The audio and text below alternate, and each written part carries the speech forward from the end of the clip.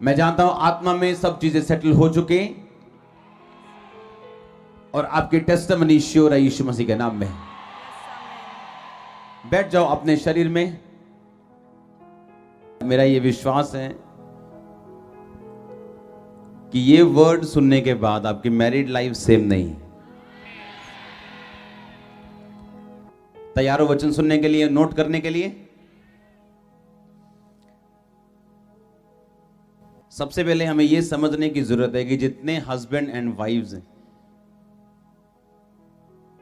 परमेश्वर ने आपको एक मकसद के लिए जोड़ा है। आमीन। बाइबल में लिखा आदम अकेला था और परमेश्वर ने हवा को बुलाया, मिलाया, उसको उसके बीच से बनाया और उसको जोड़ा। हाँ या ना? नीति वचन 18 उसकी 22 आयत पढ़ेंगे हम। लिखा जिसने स्त्री ब्याह ली उसने उत्तम पदार्थ पाया और यहोवा का अनुग्रह उस पे हुआ है। आमीन। इसका मतलब क्या है कि जिसने मैरिज की है परमेश्वर का अनुग्रह उस पे हुआ है, क्योंकि मैरिज परमेश्वर की ओर से। मैं एक बेस बनाने की कोशिश कर रहा हूं ताकि जब हम वचन की गहराई में जाएं तो आपको समझ आ सके कि मैरिज जो है, क्योंकि ਅਸੀਂ ਜ਼ਿਆਦਾਤਰ ਟੀਵੀ 'ਚ ਦੇਖਦੇ ਆਂ, ਆਪਾਂ ਲੋਕੀ ਕਹਿੰਦੇ ਆ ਕਿ ਹਨਾ ਬਹੁਤ ਸਾਰੀਆਂ ਬਾਲੀਵੁੱਡ ਪਿਕਚਰਸ ਇਦਾਂ ਦੀਆਂ, ਜਦੋਂ ਆਪਾਂ ਉਹਨਾਂ ਪਿਕਚਰਸ ਨੂੰ ਦੇਖਦੇ ਆ ਸਾਨੂੰ ਇਦਾਂ ਲੱਗਦਾ ਕਿ ਮੈਰਿਜ ਕਰਵਾਉਣਾ ਮਤਲਬ ਫਸਣ ਵਾਲਾ ਕੰਮ ਹੈ।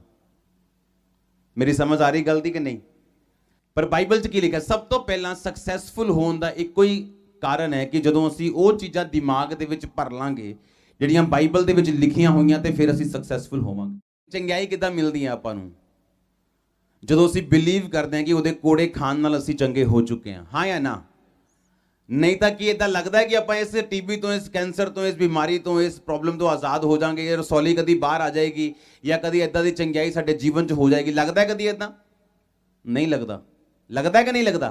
नहीं लगता। शारीरिक अखां दे नाल नहीं लगता कि चंगा हो जाऊगा, लेकिन जो चर्च आंदा बंदा और सुनता है कि परमेश्वर के कोड़े खान दे नाल मैं चंगा हो चुका, वो चंगा हुंदा है कि नहीं हुंदा? फिर हाँ, चंगा हुंदा है कि नहीं हुंदा? एक गरीब आशीषित हुंदा है कि नहीं हुंदा?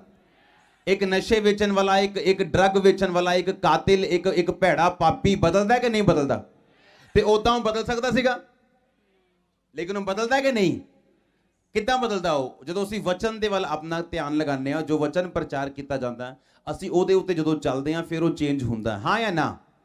उसी तरह दे नाल जदों असीं अपनी मैरिड लाइफ, परमेश्वर ने जदों तुहानूं मैरिज तुहाडी कीती, बाइबल दसदी है कि जिस तरह होली स्पिरिट तुहाडा हेल्पर है, उसी तरह तुहाडी वाइफ तुहाडा की है? हेल्पर है। तुसीं इस दुनिया दे विच वड्डे वड्डे सक्सैसफुल व्यक्ति देखो जिन्हां दे नाल वाइव्स हैगियां, ओ स्ट्रेस दे विच नहीं है। वाइफ तुहाडे मस्से नूं, तुहाडी सक्सैस नूं कंट्रोल करन दे लई और तुहानूं ब्लैस करन दे लई तुहाडी लाइफ दे विच आंदी। इसका मतलब की है कि अगर परमेश्वर ने कहा कि जिसने स्त्री ब्याही उसने उत्तम पदार्थ पाया और यहोवा का अनुग्रह उस पे हुआ है, कि परमेश्वर ने अगर तुहानूं मैरिड लाइफ दी है या वो देने वाला है, तो इसका एक मकसद है कि परमेश्वर का अनुग्रह जिहड़ा वो तुहाडे ते होना चाहता है, वो तुहाडे ते आना चाहता है। परमेश्वर अपने अनुग्रह नूं तुहाडी लाइफ दे उत्ते भेजना चाहता है। इसका मतलब पहला ये सानूं समझना पऊगा कि मैरिज एक अनुग्रह है, क्योंकि जब तक ये दिमाग चो नहीं निकलता कि मैरिज एक अनुग्रह नहीं है, मैरिज एक फसन वाला काम है, मेरी आज़ादी खिंचन वाला काम है, तब तक ये मैरिज ब्लेसफुल नहीं है, शांतिदायक नहीं है, पीसफुल नहीं है, जब तक सानू ये समझ नहीं आऊगी कि मैरिज जिहड़ी है यहोवा दा अनुग्रह है साडे उत्ते। किन्हां नूं मेरी गल समझ आ रही? सो पहला प्लान परमेश्वर का यह है कि असी सक्सेसफुल रहिए, तो परमेश्वर ने क्या? यहोवा का अनुग्रह तुझ पर हुआ है, जिसने स्त्री ब्याही उसने उत्तम पदार्थ पाया। सब बोलो आमीन। शैतान ये चाहता है कि साडी गवाही जिहड़ी है वो खराब होए और असी अनसक्सेसफुल होइए। ऐसे बहुत सारे लोग हैं दुनिया दे विच, ऐसे बहुत सारे पास्टर्स हैं जो उन्हां दी मैरिड लाइफ फेल हुई, उन्हां दी मिनिस्ट्री एक तरह की फेल हुई। बाइबल च लिखिया कि जिहड़ा व्यक्ति अपने घर का इंतजाम नहीं कर सकता, अपने घर दे बच्चों का, अपनी वाइफ का केयर नहीं कर सकता, उन्हां दा इंतजाम नहीं कर सकता, उन्होंने खिला पिला नहीं सकता, उन्हां दी केयर नहीं कर सकता, वो बंदा कलीसिया की केयर क्यों करेगा?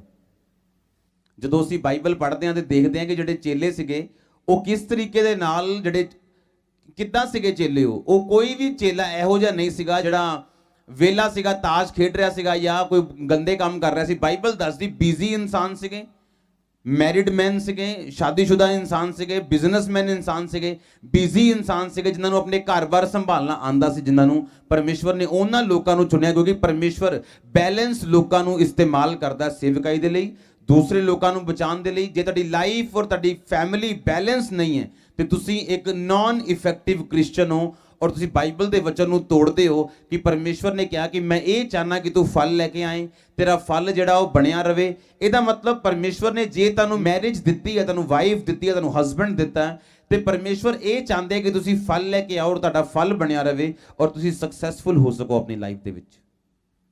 ਆਮੀਨ।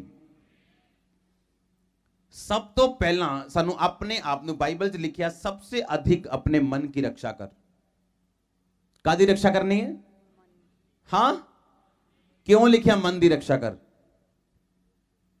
ਅਗਰ ਇੱਕ ਬਾਲੀਵੁੱਡ ਪਿਕਚਰ ਅਸੀਂ ਦੇਖਦੇ ਹਾਂ, ਉਹਦੇ 'ਚ ਕੀ ਦੇਖਦੇ ਹਾਂ ਆਪਾਂ ਕਿ ਇੱਕ ਫਿਲਮ ਆਈ ਹੈ ਜੀ, ਮੈਂ ਉਹ ਪਿਕਚਰ ਦੇਖੀ ਨਹੀਂ ਹੈ ਲੇਕਿਨ ਮੈਨੂੰ ਸਟੋਰੀ ਥੋੜੀ ਪਤਾ ਹੈ ਉਹਦੀ, ਹੈ ਨਾ। ਫਿਲਮ 'ਚ ਕੀ ਹੋ ਰਿਹਾ ਜੀ, ਵਾਈਫ ਕੰਮ ਕਰ ਰਹੀ ਹੈ ਤੇ ਹਸਬੈਂਡ ਘਰ ਦਾ ਕੰਮ ਕਰ ਰਿਹਾ। ਸਮਝ ਆ ਰਹੀ? ਹਾਂ। ਤੇ ਉਹ ਹਸਬੈਂਡ ਸਵੇਰੇ ਸਵੇਰੇ ਵਾਈਫ ਨੂੰ ਉਠਾ ਰਿਹਾ ਹੈ, ਉਹ ਚਾਹ ਚੂ ਬਣਾ ਕੇ ਦੇ ਰਿਹਾ ਤੇ ਲੋਕਾਂ ਨੂੰ ਬੜੀ ਵਧੀਆ ਲੱਗ ਰਹੀ। ਔਰ ਜਦੋਂ ਕੁੜੀਆਂ ਮੁੰਡੇ ਦੇਖਦੇ ਆ ਉਸ ਚੀਜ਼ ਨੂੰ, ਕੁੜੀਆਂ ਦੇਖਦੀਆਂ, ਉਹ ਉਸੇ ਤਰ੍ਹਾਂ ਦੇ ਦਿਮਾਗ ਦੇ ਵਿੱਚ ਵਿਜ਼ਨ ਬਣਾ ਲੈਂਦੇ ਆ ਕਿ ਲਾਈਫ ਜਿਹੜੀ ਆ ਮੈਰਿਜ ਇਦਾਂ ਦੀ ਹੋਏਗੀ। ਪਰ ਹੁਣ ਤੁਹਾਨੂੰ ਅਸੀਂ ਪੁਆਇੰਟ ਦੱਸਾਂਗੇ ਮੈਰਿਜ ਕਿੱਦਾਂ ਦੀ ਹੋਣੀ ਚਾਹੀਦੀ। ਅਗਰ ਤੁਸੀਂ ਉਹਨੂੰ ਫੋਲੋ ਕਰਦੇ ਹੋ ਤਾਂ ਤੁਸੀਂ ਸਕਸੈਸਫੁਲ ਹੋ ਪਰਮੇਸ਼ਵਰ ਦੇ ਨਾਮ ਦੇ ਵਿੱਚ। ਅਗਰ ਤੁਸੀਂ ਉਹਨੂੰ ਫੋਲੋ ਕਰਦੇ ਹੋ ਇਹਨਾਂ ਪੁਆਇੰਟਸ ਨੂੰ, ਫਿਰ ਤੁਸੀਂ ਸਕਸੈਸਫੁਲ ਹੋ ਪਰਮੇਸ਼ਵਰ ਦੇ ਨਾਮ ਦੇ, ਕਿਉਂਕਿ ਇਹ ਪੁਆਇੰਟਸ ਜਿਹੜੇ ਆ ਉਹ ਟੋਟਲ ਜਿਹੜੇ ਉਹ ਪਾਵਰਫੁਲ ਪੁਆਇੰਟਸ। ਅਗਰ ਅਸੀਂ ਹੁਣ ਧਿਆਨ ਦੇ ਨਾਲ ਸੁਣਾਂਗੇ ਉਹਨਾਂ ਪੁਆਇੰਟਸ ਨੂੰ। ਸਭ ਤੋਂ ਪਹਿਲਾਂ ਜਿਹੜੀ ਪਤਨੀ ਆ ਉਹ ਨੰਬਰ ਹੋਣੀ ਚਾਹੀਦੀ, ਅੰਡਰ ਅਥਾਰਟੀ ਹੋਣੀ ਚਾਹੀਦੀ ਆਪਣੇ ਪਤੀ ਦੇ। ਬਾਈਬਲ 'ਚ ਕੀ ਲਿਖਿਆ? ਪਤਨੀ ਪਤੀ ਦੇ ਅੰਡਰ ਹੈ ਔਰ ਪਤੀ ਪਰਮੇਸ਼ਵਰ ਦੇ ਅੰਡਰ ਹੈ। ਏਦਾਂ ਲਿਖਿਆ ਕਿ ਨਹੀਂ ਲਿਖਿਆ? ਆਪਾਂ ਬਹੁਤ ਸਾਰੇ ਲੋਕ ਏਦਾਂ ਦੇਖਦੇ ਹਾਂ, ਜਦੋਂ ਵਾਈਫਸ ਨੂੰ ਆਦਤ ਹੁੰਦੀ, ਅੱਜ ਜਿਹੜੇ ਪੁਆਇੰਟਸ ਮੈਂ ਤੁਹਾਨੂੰ ਦੇ ਰਿਹਾ, ਕੁਝ ਨੂੰ ਕਈ ਬੰਦਿਆਂ ਨੂੰ ਪਸੰਦ ਨਹੀਂ ਆਣੇ ਤੇ ਕਈ ਜਨਾਨੀਆਂ ਨੂੰ ਪਸੰਦ ਨਹੀਂ ਆਣੇ, ਪਰ ਕਈ ਕੋੜੀਆਂ ਗੋਲੀਆਂ ਤੁਹਾਨੂੰ ਖਾਣੀਆਂ ਪੈਣੀਆਂ ਅੱਜ। ਹਾਂ, ਕਈ ਕੋੜੀਆਂ ਗੋਲੀਆਂ ਤੁਹਾਨੂੰ, ਕਰੇਲੇ ਦੀਆਂ ਗੋਲੀਆਂ ਅੱਜ ਖਾਣੀਆਂ ਪੈਣੀਆਂ ਤਾਂ ਕਿ ਤੁਹਾਡੇ ਸਾਰੀਆਂ ਪਿੰਪਲ ਜਿਹੜੇ ਆਤਮਿਕ ਬਿਮਾਰੀਆਂ ਜਿਹੜੀਆਂ ਉਹ ਦੂਰ ਹੋ ਸਕਣ। ਹਾਂ, ਤਿਆਰ ਆ ਆਪਾਂ? ਜਿਸ ਤਰ੍ਹਾਂ ਮੰਮਾ ਨੇ ਕਿਹਾ ਕਿ ਤੁਸੀਂ ਹਸਬੈਂਡ ਦੇ ਅਧੀਨ ਰਹੋ, ਜਿਸ ਤਰ੍ਹਾਂ ਹਸਬੈਂਡ ਪਰਮੇਸ਼ਵਰ ਦੇ ਅਧੀਨ ਹੈ। ਕਈ ਵਾਰ ਲੇਡੀਜ਼ ਨੂੰ ਬੈਸਣ ਦੀ ਆਦਤ ਹੈ ਔਰ ਆਪਣੀ ਗੱਲ ਮਨਾਉਣ ਦੀ ਆਦਤ ਹੁੰਦੀ ਹੈ ਹਸਬੈਂਡਸ ਨੂੰ। ਉਹਨਾਂ ਨੂੰ ਲੱਗਦਾ ਹੈ ਕਿ ਜੇ ਅਸੀਂ ਡੋਮੀਨੇਟ ਨਹੀਂ ਕਰਕੇ ਰੱਖਾਂਗੇ ਤੇ ਸਾਡਾ ਹਸਬੈਂਡ ਆਪਣੀ ਮਾਂ ਦੇ ਅਧੀਨ ਨਾ ਚੱਲ ਜੇ, ਆਪਣੀ ਭੈਣ ਦੇ ਅਧੀਨ ਨਾ ਚੱਲ ਜੇ, ਆਪਣੇ ਦੋਸਤਾਂ ਦੇ ਅਧੀਨ ਨਾ ਚੱਲ ਜੇ, ਉਹਦੀਆਂ ਗੱਲਾਂ ਨਾ ਮੰਨੇ, ਤੇ ਉਹਨੇ ਇਹ ਗੱਲ ਕਰਨੀ ਹੈ ਕੋਈ ਨਾ ਕੋਈ, ਤੇ ਇਹ ਗੱਲ ਕਰਕੇ ਉਹਨੇ ਸਾਬਿਤ ਵੀ ਕਰਨਾ ਹੈ ਕਿ ਤੂੰ ਮੇਰੀ ਇਹ ਗੱਲ ਮੰਨਣੀ ਹੈ, ਚਾਹੇ ਉਹ ਗੱਲ ਸਾਬਿਤ ਕਰਨ 'ਚ ਉਹਨੂੰ ਨੁਕਸਾਨ ਦਾ ਸਾਹਮਣਾ ਕਰਨਾ ਪਵੇ ਉਹਨੂੰ। ਸਮਝ ਆ ਰਹੀ ਕਿ ਨਹੀਂ? ਭੈਣਾਂ ਨੂੰ ਆ ਰਹੀ ਚੰਗੀ ਤਰ੍ਹਾਂ ਕਿ ਨਹੀਂ? ਹੁੰਦਾ ਕੀ ਹੈ, ਤੁਸੀਂ ਇੱਕ ਟਾਈਮ ਆਪਣੇ ਹਸਬੈਂਡ ਤੋਂ ਜਿੱਤ ਸਕਦੇ ਹੋ ਔਰ ਤੁਸੀਂ ਹਸਬੈਂਡ ਨੂੰ ਹਰਾ ਸਕਦੇ ਹੋ, ਪਰ ਇੱਕ ਗੱਲ ਯਾਦ ਰੱਖੋ, ਤੁਹਾਡੇ ਹਸਬੈਂਡ ਦੇ ਵਿੱਚ, ਹਰ ਬੰਦੇ ਦੇ ਵਿੱਚ, ਚਾਹੇ ਉਹ ਬਿਆਨ ਕਰੇ ਨਾ ਕਰੇ, ਇੱਕ ਫਾਈਟ ਬੈਕ ਸਪਿਰਿਟ ਹੈ ਜਿਹੜੀ ਫਾਈਟ ਕਰਦੀ ਹੈ ਬਾਅਦ ਦੇ ਵਿੱਚ। ਇਸੇ ਲਈ ਅੱਜ ਕੁਝ ਜਨਾਨੀਆਂ ਸੋਹਣੀਆਂ ਹੋਣ ਦੇ ਬਾਵਜੂਦ ਵੀ ਆਪਣੇ ਹਸਬੈਂਡ ਨੂੰ ਸੋਹਣੀ ਨਹੀਂ ਲੱਗਦੀ, ਉਹ ਸੋਹਣੀਆਂ ਨਹੀਂ ਲੱਗਦੀਆਂ, ਉਹ ਵਧੀਆ ਕੱਪੜੇ ਪਾਉਂਦੀਆਂ ਤੇ ਹਸਬੈਂਡ ਕੋਈ ਵੀ ਕੰਪਲੀਮੈਂਟ ਨਹੀਂ ਦਿੰਦਾ। ਕਿਉਂ? ਕਿਉਂਕਿ ਉਹਦਾ ਹਸਬੈਂਡ, ਇੱਕ ਗੱਲ ਹਮੇਸ਼ਾ ਯਾਦ ਰੱਖੋ, ਬੰਦਾ ਜਿਹੜੀ ਜਾਤ ਹੈ, ਜਿਹੜੀ ਬੰਦਾ ਜਾਤ ਹੈ, ਜਿਹੜੀ ਮਰਦ ਜਾਤ ਹੈ, ਇਹ ਜਾਂ ਤੇ ਸੇਵਾ ਕਰ ਸਕਦੀ ਹੈ ਪਰਮੇਸ਼ਵਰ ਦੀ ਤੇ ਜਾਂ ਤੇ ਕਰਵਾ ਸਕਦੀ ਹੈ ਆਪਣੀ ਪਤਨੀ ਕੋਲੋਂ। ਜਿਹੜਾ ਇਹਦੇ ਬਰਾਬਰ ਆਉਣ ਦੀ ਕੋਸ਼ਿਸ਼ ਕਰੇ ਉੱਥੇ ਲੜਾਈ ਕਰਦੀ ਹੈ। ਫਿਰ ਕੁਝ ਬੰਦੇ ਆਪਣੇ ਲੇਡੀਜ਼ ਦੀ ਜਿਹੜੀ ਡੋਮੀਨੇਸ਼ਨ ਕਰਨ ਦੀ ਪਾਵਰ ਹੈ ਉਹਨੂੰ ਸਹਿਨ ਕਰ ਲੈਂਦੇ ਆ, ਪਰ ਬਾਅਦ ਦੇ ਵਿੱਚ ਉਹ ਆਪਣੀ ਲੇਡੀਜ਼ ਤੇ ਗੁੱਸਾ ਕੱਢਦੇ ਆ ਜਾਂ ਉਹਦੀ ਕੇਅਰ ਨਹੀਂ ਕਰਦੇ। ਫਿਰ ਲੇਡੀਜ਼ ਗੁੱਸਾ ਕਰਦੀਆਂ ਕਿ ਐਦਾਂ ਕਿਉਂ ਨਹੀਂ ਕਰਦਾ ਮੇਰਾ ਹਸਬੈਂਡ, ਜਾਂ ਮੇਰਾ ਹਸਬੈਂਡ ਮੈਨੂੰ ਕੰਪਲੀਮੈਂਟ ਕਿਉਂ ਨਹੀਂ ਦਿੰਦਾ, ਜਾਂ ਮੇਰੀ ਕੇਅਰ ਕਿਉਂ ਨਹੀਂ ਕਰਦਾ, ਕਿ ਮੈਨੂੰ ਲੈ ਕੇ ਕਿਉਂ ਨਹੀਂ ਜਾਂਦਾ। ਕਿਉਂਕਿ ਉਦੋਂ ਹਸਬੈਂਡ ਤੁਹਾਡੇ ਡੋਮੀਨੇਟ ਕਰਨ ਦੇ ਬਾਅਦ ਤੁਹਾਨੂੰ ਉਹਨੇ ਕੁਝ ਕਿਹਾ ਨਹੀਂ, ਪਰ ਉਹਨੇ ਦਿਲ 'ਚ ਰੱਖ ਲਈਆਂ ਗੱਲਾਂ। ਤੇ ਜਦੋਂ ਜਿਹੜੀ ਔਰਤ ਆ, ਵਾਈਫ ਆ, ਜਦੋਂ ਅਧੀਨ ਨਹੀਂ ਰਹਿੰਦੀ ਤੇ ਉਦੋਂ ਕਿ ਉਹ ਨਾ ਤਾਂ ਫਿਰ ਔਰਤ ਪ੍ਰੋਪਰ ਬਣ ਪਾਉਂਦੀ ਤੇ ਨਾ ਹੀ ਬੰਦਾ ਬਣਦੀ, ਉਹ ਬੰਦਾ ਬਣਨ ਦੀ ਕੋਸ਼ਿਸ਼ ਕਰਦੀ ਆ। ਉਹਦੇ ਵਿੱਚ ਕੀ ਹੁੰਦਾ ਕਿ ਜਿਹੜੀ ਅਸਲੀਅਤ ਉਹਦਾ ਕਰੈਕਟਰ ਆ, ਕਿ ਉਹ ਵਾਈਫ ਆ, ਉਹਨੂੰ ਵੀ ਉਹ ਗਵਾ ਲੈਂਦੀ ਆ। ਤਾਰੀਫ ਕਰੋ ਜ਼ੋਰ ਨਾਲ ਇਸ ਪੁਆਇੰਟ ਲਈ। ਹਾਂ, ਇਹ ਪੁਆਇੰਟ ਮੇਰਾ ਨਹੀਂ ਹੈ, ਮੰਮਾ ਦਾ ਹੈ, ਕਿ ਜਦੋਂ ਔਰਤ ਲੜਦੀ ਹੈ ਉਹ ਬੰਦਾ ਬਣਨ ਦੀ ਕੋਸ਼ਿਸ਼ ਕਰਦੀ ਹੈ, ਔਰ ਬੰਦਾ ਬਣਨ ਦੀ ਕੋਸ਼ਿਸ਼ 'ਚ ਨਾ ਤੇ ਉਹ ਔਰਤ ਰਹਿੰਦੀ ਹੈ ਤੇ ਨਾ ਉਹ ਬੰਦਾ ਬਣ ਸਕਦੀ। ਸੁਣੋ, ਔਰਤ ਥੱਲੇ ਹੈ, ਬੰਦਾ ਉੱਤੇ ਹੈ, ਐਦਾਂ ਨਹੀਂ ਲਿਖਿਆ ਬਾਈਬਲ 'ਚ। ਔਰਤ ਜਿਹੜੀ ਹੈ ਉਹ ਬੰਦੇ ਦੇ ਪੈਰ ਤੋਂ ਨਹੀਂ ਬਣਾਈ ਗਈ। ਹਾਂ, ਹਰ ਸਕਸੈਸਫੁਲ ਬੰਦੇ ਦੇ ਪਿੱਛੇ ਇੱਕ ਔਰਤ ਹੈ। ਇਹ ਦੁਨੀਆ ਦਾ ਸਭ ਤੋਂ ਵੱਡਾ ਝੂਠ ਹੈ। ਹਰ ਸਕਸੈਸਫੁਲ ਬੰਦੇ ਦੇ ਸਾਈਡ ਤੇ ਇੱਕ ਔਰਤ ਹੈ, ਇਹ ਸੱਚ ਹੈ। ਕਿਉਂ? ਕਿਉਂਕਿ ਔਰਤ ਜਿਹੜੀ ਹੈ ਤੁਹਾਡੀ ਸਾਈਡ ਤੋਂ ਕੱਢੀ ਗਈ ਹੈ, ਤੁਹਾਡੀ ਰੀੜ ਦੀ ਹੱਡੀ ਚੋਂ ਨਹੀਂ ਕੱਢੀ ਗਈ, ਤੁਹਾਡੀ ਪਸਲੀ ਚੋਂ ਕੱਢੀ ਗਈ ਆ ਉਹ। ਤੇ ਔਰਤ ਜਿਹੜੀ ਆ ਅਗਰ ਪਸਲੀ ਚੋਂ ਕੱਢੀ ਗਈ ਆ ਉਹ, ਤੇ ਇਹਦਾ ਮਤਲਬ ਕੀ ਹੈ ਕਿ ਉਹ ਤੁਹਾਡੇ ਹਰ सक्सेसफुल ਬੰਦੇ ਦੇ ਪਿੱਛੇ ਕੀ ਹੈ, एक औरत है। और सेकंड हम जो देखते हैं कि जो इमोशनली जो वाइफ्स हैं, इमोशनली अपने हस्बैंड्स को बहुत ब्लैकमेल करती हैं। मान लो कि बहुत दूर की रिश्तेदारी में कोई डेथ हो गई है तो वो मुंह फैलाकर बैठ जाती है घर में। तो हस्बैंड जब काम से आता है तो पूछता क्या हुआ, तो दूर की चाचे की, ताए की, चाचे की उसकी डेथ हो गई है। तो आपने अपने घर का माहौल क्यों खराब कर दिया? किन्ने समझ रहे गल कि ਜਦੋਂ ਤੁਹਾਡੇ ਘਰ 'ਚ ਪ੍ਰੋਬਲਮ ਹੈ, ਕੋਈ ਕਿਸੇ ਰਿਸ਼ਤੇਦਾਰ ਦੇ, ਕਿਸੇ ਬੰਦੇ ਦੇ, ਉਹਨੂੰ ਆਪਣੇ ਘਰ ਦੀ ਸ਼ਾਂਤੀ ਨੂੰ ਇਫੈਕਟ ਨਹੀਂ ਹੋਣ ਦੇਣਾ। ਤੁਸੀਂ ਸਮਝ ਰਹੇ ਕਿ ਨਹੀਂ? ਸੁਣੋ, ਹੁਣ ਧਿਆਨ ਦੇ ਨਾਲ ਕੁਝ ਪੁਆਇੰਟ ਜਿਹੜੇ ਤੁਸੀਂ ਸੁਣਨੇ ਆ। ਫਸਟ ਪੁਆਇੰਟ ਤੁਸੀਂ ਸੁਣ ਲਿਆ, ਇਮੋਸ਼ਨਲ ਵਾਲਾ, ਆਪਣੇ ਅਧੀਨਗੀ ਦੇ ਵਿੱਚ ਰਹਿਣਾ। ਸੈਕਿੰਡ, ਇੱਕ ਬੜਾ ਇਹਦੇ 'ਚ ਬਹੁਤ ਸਾਰੇ ਪੁਆਇੰਟਸ ਹੈ ਜਿਹੜੇ ਤੁਸੀਂ ਧਿਆਨ ਦੇ ਨਾਲ ਸੁਣਨੇ ਤਾਂ ਕਿ ਤੁਸੀਂ ਫਲ ਲੈ ਕੇ ਆ ਸਕੋ, ਤੁਹਾਡੀ ਲਾਈਫ ਜਿਹੜੀ ਆ ਉਹ ਸੇਮ ਨਾ ਰਵੇ। ਆਮੀਨ। ਸੈਕਿੰਡ ਗੱਲ, ਜਦੋਂ ਇੱਕ ਹਸਬੈਂਡ ਵਾਈਫ ਮਿਲਦੇ ਆ, ਮੈਰਿਜ ਹੁੰਦੀ ਹੈ, ਅਸੀਂ ਇੱਕ ਦੂਸਰੇ ਨੂੰ ਗਰੰਟਿਡ ਲੈਣਾ ਸ਼ੁਰੂ ਕਰ ਦਿੰਦੇ ਹਾਂ, ਅਸੀਂ ਕੈਜੂਅਲ ਲੈਣਾ ਸ਼ੁਰੂ ਕਰ ਦਿੰਦੇ ਹਾਂ। ਅਸੀਂ ਜਦੋਂ ਅੰਗੇਜਮੈਂਟ ਹੁੰਦੀ ਹੈ ਹਨਾ, ਜਦੋਂ ਅੰਗੇਜਮੈਂਟ ਤੋਂ ਬਾਅਦ ਅਸੀਂ ਮਿਲਣ ਜਾਂਦੇ ਆ, ਜਦੋਂ ਰਿਸ਼ਤਾ ਪੱਕਾ ਹੁੰਦਾ ਅਸੀਂ ਮਿਲਦੇ ਆ, ਕਿੱਦਾਂ ਕੱਪੜੇ ਪਾ ਕੇ ਮਿਲਦੇ ਆ ਅਸੀਂ। ਹਾਂ, ਸਵੇਰ ਪਤਾ ਹੁੰਦਾ ਕਿਹੜਾ ਕੱਪੜਾ ਪਾਣਾ, ਉਹ ਨਹੀਂ ਆ ਨਹੀਂ ਵਧੀਆ ਲੱਗ ਰਿਹਾ, 10 ਵਾਰੀ ਸੂਟ ਬਦਲਦੇ ਆ ਅਸੀਂ। ਹਸਬੈਂਡ ਵੀ ਦੇਖਦਾ ਹੈ, 10 ਵਾਰੀ ਵਾਲ ਸੈੱਟ ਕਰੇਗਾ, 10 ਵਾਰੀ ਐਂ ਕਰੇਗਾ, ਉਹ ਕਰੇਗਾ। ਲੇਕਿਨ ਮੈਰਿਜ ਤੋਂ ਬਾਅਦ ਸਾਰਾ ਕੁਝ ਖਤਮ ਹੋ ਜਾਂਦਾ। ਕਿਉਂ? ਕਿਉਂਕਿ ਹਸਬੈਂਡ ਆਪਣੀ ਵਾਈਫ ਨੂੰ ਕੈਜੂਅਲ, ਕਿਦਾਂ ਘਰ ਦੀ ਮੁਰਗੀ ਦਾਲ ਬਰਾਬਰ ਜਿਹਨੂੰ ਅਸੀਂ ਕਹਿੰਦੇ ਆ, ਉਦਾਂ ਲੈਣਾ ਸ਼ੁਰੂ ਕਰ ਦਿੰਦਾ ਉਹਨੂੰ। ਜਦੋਂ ਅਸੀਂ ਆਪਣੇ ਪਾਰਟਨਰ ਨੂੰ ਕੈਜੂਅਲੀ ਤੇ ਐਜ਼ ਗਰੈਂਟਡ ਲੈਣਾ ਸ਼ੁਰੂ ਕਰ ਦਿੰਦੇ ਆ, ਉੱਥੇ ਤੁਹਾਡੀ ਮੈਰਿਜ ਲਾਈਫ ਡਾਊਨ ਹੋਣਾ ਸ਼ੁਰੂ ਹੁੰਦੀ। ਮੈਰਿਜ ਤੋਂ ਪਹਿਲਾਂ ਜਦੋਂ ਅੰਗੇਜਮੈਂਟ ਹੁੰਦੀ ਹੈ ਤੇ ਹਸਬੈਂਡ ਵਾਈਫ ਮਿਲਣ ਜਾਂਦੇ ਤੇ 10 ਵਾਰੀ ਮੂੰਹ 'ਚ ਸਪਰੇ ਮਾਰ ਕੇ ਜਾਂਦਾ ਉਹ ਮਿੰਟ ਦਾ, ਤੇ 15 ਚਿਊਇੰਗਮ ਖਾ ਕੇ ਜਾਏਗਾ ਉਹ। ਤੇ ਮੈਰਿਜ ਤੋਂ ਬਾਅਦ ਭਾਵੇਂ 10 ਦਿਨ ਬ੍ਰਸ਼ ਵੀ ਨਾ ਕੀਤਾ ਹੋਵੇ ਤੇ ਗੱਲਾਂ ਮੂੰਹ ਦੇ ਕੋਲ ਆ ਕੇ ਕਰੇਗਾ, ਤੇ ਵਾਈਫ ਵੀ ਕਹੇਗੀ ਤੇਰੇ ਦਿਲ ਕਰਦਾ ਚੰਗੀ ਤਰ੍ਹਾਂ ਫੇਰਾ ਤੇਰੇ ਛਿੱਤਰ। ਹਾਂ, ਔਰ ਅਪੋਸਟਲ ਜੀ, ਇਹ ਜਿਹੜੀ ਗੱਲ ਆ ਇਹ ਵਾਈਫਸ ਦੇ ਲਈ ਵੀ ਆ ਕਿ ਜਦੋਂ ਮੈਰਿਜ ਹੋ ਜਾਂਦੀ ਹੈ ਉਹ ਸਮਝਦੇ ਕਿ ਹੁਣ ਜਿਹੜੀ ਸਪੈਸ਼ਲਿਟੀ ਉਹ ਖਤਮ ਹੋ ਗਈ ਸਾਡੀ ਮੈਰਿਜ ਦੇ ਵਿੱਚੋਂ। ਲੇਕਿਨ ਇਦਾਂ ਨਹੀਂ ਹੁੰਦਾ, ਕਿਉਂਕਿ ਮੈਰਿਜ ਤੋਂ ਬਾਅਦ ਆਪਾਂ ਦੇਖਦੇ ਹਾਂ ਕਿ ਜਦੋਂ ਬੇਬੀਜ਼ ਹੋ ਜਾਂਦੇ ਆ ਤਾਂ ਟੋਟਲ ਜਿਹੜੀ ਬਾਡੀ ਅਨਸ਼ੇਪਡ ਹੋ ਜਾਂਦੀ ਵਾਈਫਸ ਦੀ। ਲੇਕਿਨ ਬਾਲੀਵੁੱਡ ਐਕਟਰੈਸ ਜਿਹੜੀਆਂ ਪਰਮੇਸ਼ਵਰ ਨੂੰ ਨਹੀਂ ਜਾਣਦੀਆਂ, ਪਰਮੇਸ਼ਵਰ ਦੇ ਬਚਨ ਨੂੰ ਨਹੀਂ ਜਾਣਦੀਆਂ, ਉਹ ਪ੍ਰਭੂ 'ਚ ਨਾ ਹੋ ਕੇ ਵੀ ਪੂਰੀਆਂ ਸ਼ੇਪ 'ਚ ਰਹਿੰਦੀਆਂ, ਆਪਣੇ ਆਪ ਨੂੰ ਪ੍ਰੋਪਰ ਫਿਟ ਰੱਖਦੀਆਂ। ਲੇਕਿਨ ਜਿਹੜੀਆਂ ਪ੍ਰਭੂ ਦੇ ਵਿੱਚ ਆ ਵਾਈਫਸ ਆ, ਉਹ ਜਦੋਂ ਬੱਚੇ ਹੋ ਜਾਂਦੇ ਉਸ ਤੋਂ ਬਾਅਦ ਵਿੱਚ ਟੋਟਲ ਆਪਣੀ ਕੇਅਰ ਨਹੀਂ ਕਰਦੀਆਂ। ਇਹ ਵੀ ਇੱਕ ਬਹੁਤ ਵੱਡਾ ਰੀਜ਼ਨ ਹੈ ਕਿ ਹਸਬੈਂਡਸ ਜਿਹੜੇ ਆ ਆਪਣੀ ਵਾਈਫ ਦੇ ਵੱਲ ਅਟਰੈਕਟ ਨਹੀਂ ਹੁੰਦੇ। ਜਿਹੜੇ ਹਸਬੈਂਡਸ ਹੈ, ਜਦੋਂ ਹਸਬੈਂਡ ਕੇਅਰ ਨਹੀਂ ਕਰਦਾ, ਅਗਰ ਜਦੋਂ ਵਾਈਫ ਕੇਅਰ ਨਹੀਂ ਕਰਦੀ, ਉਹ ਇੱਕ ਬੇਬੀ ਹੋਇਆ, 2 ਬੇਬੀ ਹੋਇਆ, ਜਿਹੜੀ ਸ਼ੇਪ ਸੀ ਉਹ ਸ਼ੇਪ ਬਣ ਜਾਂਦੀ ਆ ਉਹਦੀ। ਪੇਟ ਉਹਦਾ ਐਡਾ ਵੱਡਾ, ਉਹਦੀ ਹੁਣ ਸ਼ੇਪ ਉਹ ਸ਼ੇਪ ਹੋ ਗਈ ਲੇਡੀ ਦੀ, ਤੇ ਉਹਨੂੰ ਕੀ ਲੱਗਦਾ ਹੈ ਕਿ ਹਾਂ ਮੈਂ ਭਾਵੇਂ ਜਿੱਦਾਂ ਦੀ ਮਰਜ਼ੀ ਆ, ਮੇਰਾ ਹਸਬੈਂਡ ਮੇਰੇ ਨਾਲ ਹੈ। ਬਟ ਤੁਸੀਂ ਆਪਣੇ ਆਤਮਿਕ ਤਾਂ ਹੈਗੇ ਹੋ, ਪਰ ਤੁਸੀਂ ਸਰੀਰ 'ਚ ਵੀ ਰਹਿੰਦੇ ਹੋ।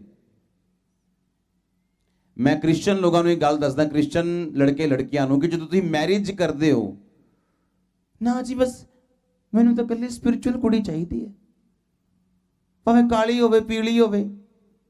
ਮੁੜ ਕੇ ਤਾਂ ਕਾਲੀ ਪੀਲੀ ਨਾਲ ਵਿਆਹ ਕਰਾ ਲੈਣਾ ਨਾ, ਜਿੱਦਾਂ ਦੀ ਨਹੀਂ ਪਸੰਦ ਵਿਆਹ ਕਰਾ ਲੈਣਾ। ਮੁੜ ਕੇ ਹੁੰਦਾ ਕਿ ਫਿਰ ਗੋਰੀਆਂ ਨੂੰ ਦੇਖਣ ਡਿਆ ਹੁੰਦਾ ਉਹ। ਮੇਰੀ ਸਮਝ ਆ ਰਹੀ ਕਿ ਨਹੀਂ? ਗੱਲ ਰੰਗ ਦੀ ਨਹੀਂ ਹੈ, ਗੱਲ ਕਈਆਂ ਨੂੰ ਕਾਲਾ ਰੰਗ ਪਸੰਦ ਹੈ, ਕਈਆਂ ਨੂੰ ਸਾਂਵਲਾ ਪਸੰਦ ਹੈ, ਕਈਆਂ ਨੂੰ ਗੋਰਾ। ਗੱਲ ਪਸੰਦ ਦੀ ਹੈ।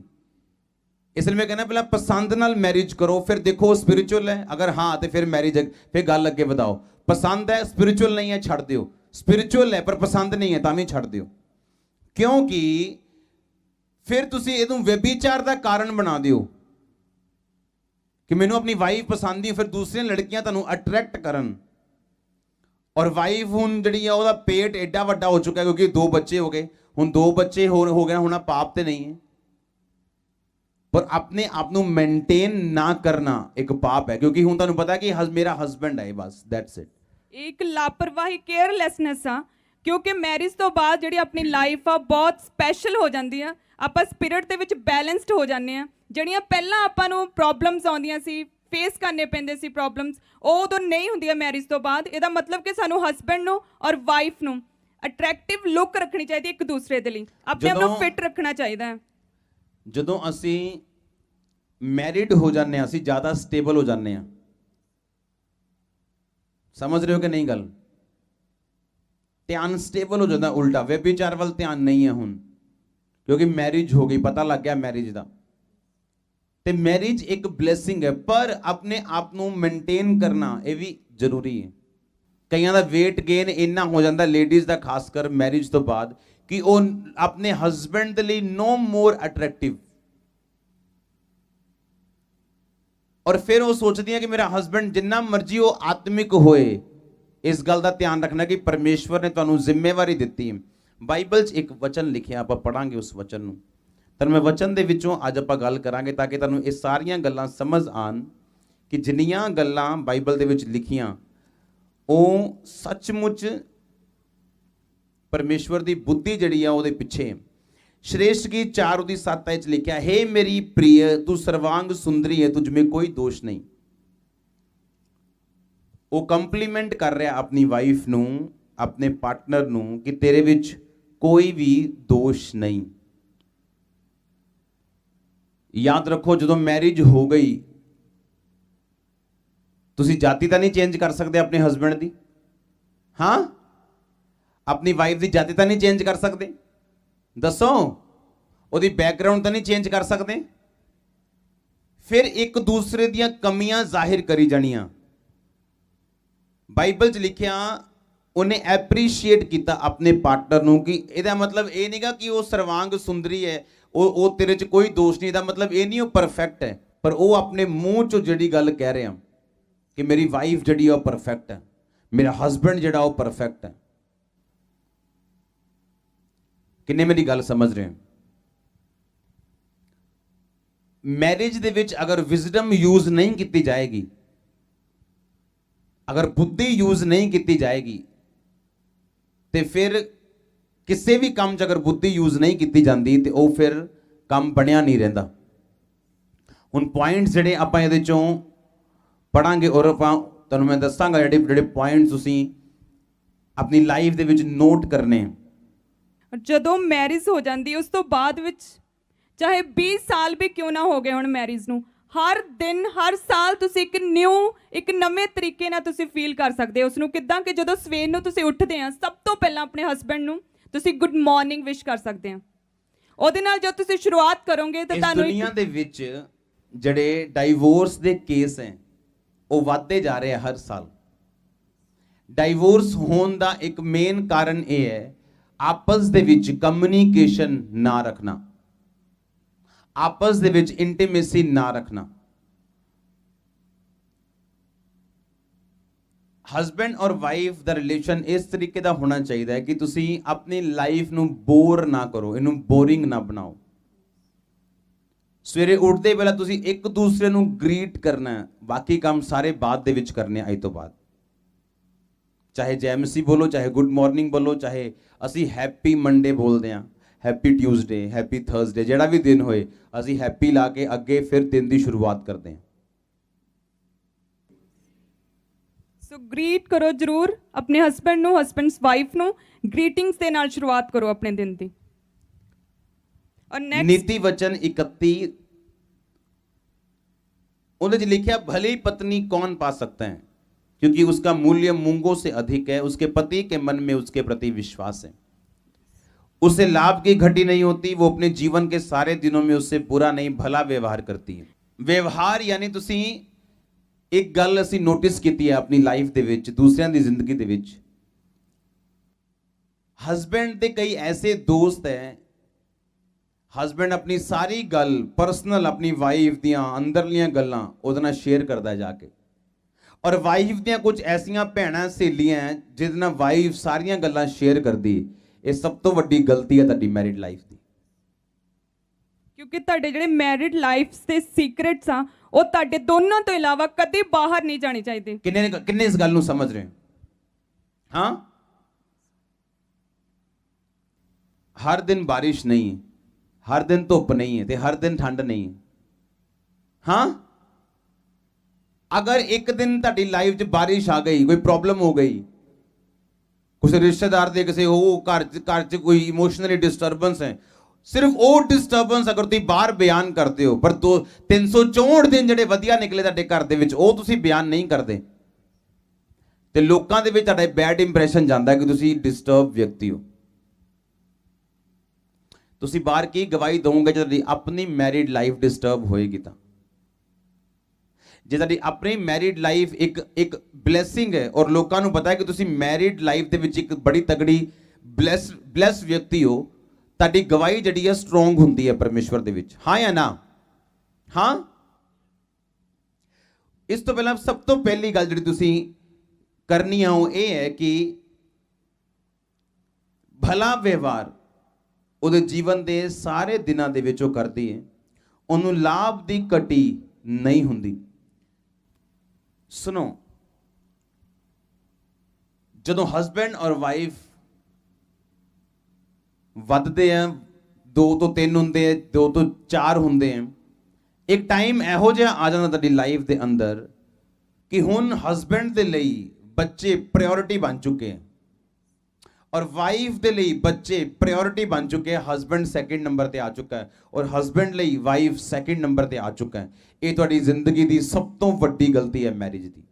ਇਹ ਫੇਲਿਅਰ ਹੈ ਸਭ ਤੋਂ ਵੱਡਾ। ਇਹ ਫੇਲਿਅਰ ਹੈ ਮੈਰਿਜ ਦਾ ਕਿ ਜਦੋਂ ਮੈਰਿਜ ਹੋ ਗਈ ਉਸ ਤੋਂ ਬਾਅਦ ਜਿਹੜੇ ਬੱਚੇ ਉਹ ਹਮੇਸ਼ਾ ਸੈਕਿੰਡ ਨੰਬਰ ਤੇ ਹੋਣੇ ਚਾਹੀਦੇ ਆ। ਹਾਂ, ਹਸਬੈਂਡ ਦੇ ਲਈ ਵਾਈਫ ਔਰ ਵਾਈਫ ਦੇ ਲਈ ਜਿਹੜੇ ਬੱਚੇ ਸੈਕਿੰਡ ਨੰਬਰ ਤੇ, ਲੇਕਿਨ ਫਰਸਟ ਹਮੇਸ਼ਾ ਔਰ ਹਮੇਸ਼ਾ ਹਸਬੈਂਡ ਹੋਣਾ ਚਾਹੀਦਾ। ਕਿਉਂਕਿ ਬੱਚੇ ਤੁਹਾਡੀ ਲਾਈਫ ਦੇ ਵਿੱਚ ਤੁਹਾਡੀ ਜ਼ਿੰਦਗੀ ਦਾ ਪ੍ਰਥਮ ਸਥਾਨ ਪਵਿੱਤਰ ਆਤਮਾ ਤੋਂ ਬਾਅਦ ਤੁਹਾਡੀ ਵਾਈਫ ਦਾ, ਤੁਹਾਡੇ ਹਸਬੈਂਡ ਦਾ ਹੋਣਾ ਚਾਹੀਦਾ। ਜਿੰਨੀਆਂ ਗੱਲਾਂ ਅਸੀਂ ਤੁਹਾਨੂੰ ਦੱਸ ਰਹੇ ਹਾਂ ਇਹ ਤੁਹਾਡੇ ਲਈ ਜੀਵਨ ਜਲ ਹੈ। ਮੈਂ ਤੁਹਾਨੂੰ ਦੱਸ ਰਿਹਾ ਹੁੰਦਾ ਕੀ ਹੈ। ਸੋ ਮੈਨੀ ਰੀਜ਼ਨਸ ਉਹਨਾਂ ਦੇ ਘਰ ਦੇ ਵਿੱਚ ਹੁੰਦੇ ਆ।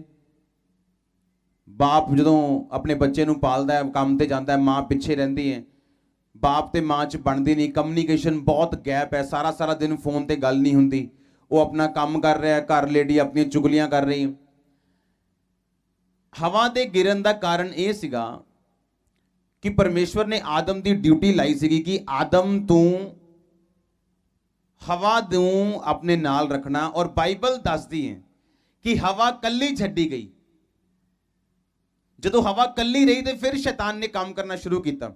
ਫਿਰ ਸ਼ੈਤਾਨ ਕੀ ਕਰਦਾ ਸੀਗਾ, ਡੇਲੀ ਉਹਦੇ ਦਿਮਾਗ 'ਚ ਗੱਲਾਂ ਪਾਉਂਦਾ ਸੀ। ਉਹ ਥੋੜੀਆਂ ਗੱਲਾਂ ਉਹਦੇ ਦਿਮਾਗ ਦੇ ਵਿੱਚ ਪਾਉਂਦਾ ਸੀਗਾ, ਕਿਉਂਕਿ ਸ਼ੈਤਾਨ ਜਿਹੜਾ ਉਹ ਇਕੱਠਾ ਨਹੀਂ ਕੰਮ ਕਰਦਾ, ਉਹ ਹਲਕਾ ਹੌਲੀ ਉਹ ਕੰਮ ਕਰਨ ਦੀ ਕੋਸ਼ਿਸ਼ ਕਰਦਾ। ਪੌਲੁਸ ਨੇ ਬਾਈਬਲ ਦੇ ਵਿੱਚ ਲਿਖਿਆ, ਕਹਿੰਦਾ ਪਤੀ ਆਪਣੇ ਪਤੀ ਦੇ ਨਾਲ ਰਵੇ, ਅਲੱਗ ਨਾ ਹੋਵੇ। ਪ੍ਰਾਰਥਨਾ ਕਰਨ ਦੇ ਟਾਈਮ ਤੁਸੀਂ ਅਲੱਗ ਰਵੋ। ਕਿ ਐਵੇਂ ਨਾ ਹੋਵੇ ਕਿ ਸ਼ੈਤਾਨ ਤੁਹਾਡੇ ਅਸੰਯਮ ਦੇ ਕਰਕੇ ਤੁਹਾਨੂੰ ਪਰਖੇ। ਜਦੋਂ ਕਮਿਊਨੀਕੇਸ਼ਨ ਆਪਸ 'ਚ ਨਹੀਂ ਹੁੰਦਾ, ਸਾਡੀ ਗੱਲਬਾਤ ਆਪਸ 'ਚ ਨਹੀਂ ਹੁੰਦੀ, ਉਹ ਗੱਲਬਾਤ ਟੁੱਟਣ ਦਾ ਕਾਰਨ ਕੀ ਹੈ? ਕਿ ਹਸਬੈਂਡ ਨੇ ਇੱਕ ਗੱਲ ਨਹੀਂ ਮੰਨੀ ਜਾਂ ਵਾਈਫ ਨੇ ਇੱਕ ਗੱਲ ਨਹੀਂ ਮੰਨੀ, ਅਸੀਂ ਇੱਕ ਇਸ਼ੂ ਸੋਲਵ ਨਹੀਂ ਕੀਤਾ, ਇੱਕ ਨੇ ਮੂੰਹ ਇੱਧਰ ਕਰ ਲਿਆ, ਇੱਕ ਨੇ ਮੂੰਹ ਇੱਧਰ ਕਰ ਲਿਆ, ਤੇ ਐਂ ਲੱਗਦਾ ਕਿ ਬੱਚਿਆਂ ਨੇ ਦੋ ਬੰਦੇ ਰੱਖੇ ਆ ਪਾਲਣ ਵਾਲੇ, ਇੱਕ ਦਾ ਨਾਂ ਡੈਡੀ ਰੱਖਿਆ ਤੇ ਇੱਕ ਦਾ ਨਾਂ ਮੰਮੀ ਰੱਖਿਆ ਹੋਇਆ। ਹਾਂ, ਤੇ ਦੋ ਬੰਦੇ ਆਂਦੇ ਆ ਉਹਨੂੰ ਪਾਲਣ ਵਾਸਤੇ, ਡੈਡੀ ਨਾਮ ਦਾ ਬੰਦਾ ਰਾਤੀ ਆਂਦਾ ਤੇ ਮੰਮੀ ਸਵੇਰੇ ਕੰਮ ਕਰਦੀ ਹੈ, ਤੇ ਬੱਚੇ ਨੇ ਦੋ ਬੰਦੇ ਰੱਖੇ ਹੋਏ ਆਪਣੇ ਆਪ ਨੂੰ ਪਾਲਣ ਲਈ, ਤੇ ਉਹ ਦੋ ਬੰਦਿਆਂ ਦੀ ਆਪਸ 'ਚ ਕੋਈ ਗੱਲਬਾਤ ਨਹੀਂ। ਤੁਹਾਡੇ ਬੱਚੇ ਤੁਹਾਡੇ ਲਈ ਹਮੇਸ਼ਾ ਸੈਕਿੰਡ ਨੰਬਰ ਤੇ ਹੈ, ਕਿਉਂਕਿ ਜਦੋਂ ਉਹ ਵੱਡੇ ਹੋ ਜਾਣੇ ਆ, ਉਹ ਵਿਆਹੇ ਜਾਣੇ ਆ, ਉਹਨਾਂ ਨੇ ਆਪਣੇ ਕੰਮ 'ਚ ਬਿਜ਼ੀ ਹੋਣਾ, ਤੁਹਾਡੀ ਵਾਈਫ ਨੇ ਸਾਰੀ ਉਮਰ ਤੁਹਾਡੇ ਨਾਲ ਖੜੀ ਰਹਿਣਾ। ਇਸ ਲਈ ਵਾਈਫ ਦਾ ਸਥਾਨ ਨਾ ਤੁਹਾਡੀ ਮੰਮੀ ਲੈ ਸਕਦੀ ਹੈ, ਨਾ ਤੁਹਾਡਾ ਫਾਦਰ ਲੈ ਸਕਦਾ ਹੈ, ਨਾ ਤੁਹਾਡਾ ਬੈਸਟ ਫਰੈਂਡ ਲੈ ਸਕਦਾ, ਕਿਉਂਕਿ ਤੁਹਾਡਾ ਬੈਸਟ ਫਰੈਂਡ ਵੀ ਤੁਹਾਨੂੰ ਇੱਕ ਦਿਨ ਛੱਡ ਕੇ ਜਾ ਸਕਦਾ ਹੈ, ਪਰ ਤੁਹਾਡੀ ਵਾਈਫ ਤੁਹਾਨੂੰ ਛੱਡ ਕੇ ਨਹੀਂ ਜਾ ਸਕਦੀ। ਹੁੰਦਾ ਕਿ ਜਦੋਂ ਬੱਚੇ ਵੱਡੇ ਹੁੰਦੇ ਆ, ਸੋ ਮੈਨੀ ਰੀਜ਼ਨਸ, ਬਹੁਤ ਸਾਰੇ ਰੀਜ਼ਨਸ ਦੇ ਕਰਕੇ ਉਹ ਦਾਦੀ ਉਹਨਾਂ ਨੂੰ ਸਿਖਾਉਂਦੀ ਹੈ ਵੱਖਰਾ, ਅੱਛਾ ਤੂੰ ਆਪਕੋ ਪੁੱਤੋ ਮੰਮੀ ਦੀ ਗੱਲ ਨਹੀਂ ਮੰਨੀ, ਪਾਪਾ ਦੀ ਗੱਲ ਮੰਨਿਆ ਕਰ। ਹੁਣ ਘਰ 'ਚ ਫਾਈਟ ਸ਼ੁਰੂ ਹੋ ਚੁੱਕੀ, ਹੁਣ ਮੰਮੀ ਨੂੰ ਪਤਾ ਲੱਗ ਰਿਹਾ ਕਿ ਦਾਦੀ ਨੇ ਉਹਦੇ ਦਿਮਾਗ 'ਚ ਗਲਤ ਗੱਲਾਂ ਪਾਣੀਆਂ ਸ਼ੁਰੂ ਕਰ ਦਿੱਤੀਆਂ। ਹੁਣ ਮੰਮੀ ਨੂੰ ਸਮਝਾ ਕੇ ਕਹਿ ਰਹੀ, ਪੁੱਤੋ ਪਾਪਾ ਦੀ ਗੱਲ ਨਹੀਂ ਮੰਨੀ ਤੂੰ, ਅੱਛਾ ਮੈਂ ਤੇਰੀ ਮਾਂ ਆ ਨਾ, ਤੂੰ ਮੇਰੀ ਗੱਲ ਮੰਨੀ ਹੈ। ਹੁਣ ਬੱਚਾ ਕਨਫਿਊਜ਼ ਹੋ ਚੁੱਕਾ। ਕਈ ਵਾਰੀ ਮੇਰਾ ਬੱਚਾ ਆ ਕੇ ਮੈਨੂੰ ਕਹਿੰਦਾ 3 ਸਾਲ ਦਾ कि पापा मम्मी ने ऐसा कहा है, मैं करो फिर क्या है। तो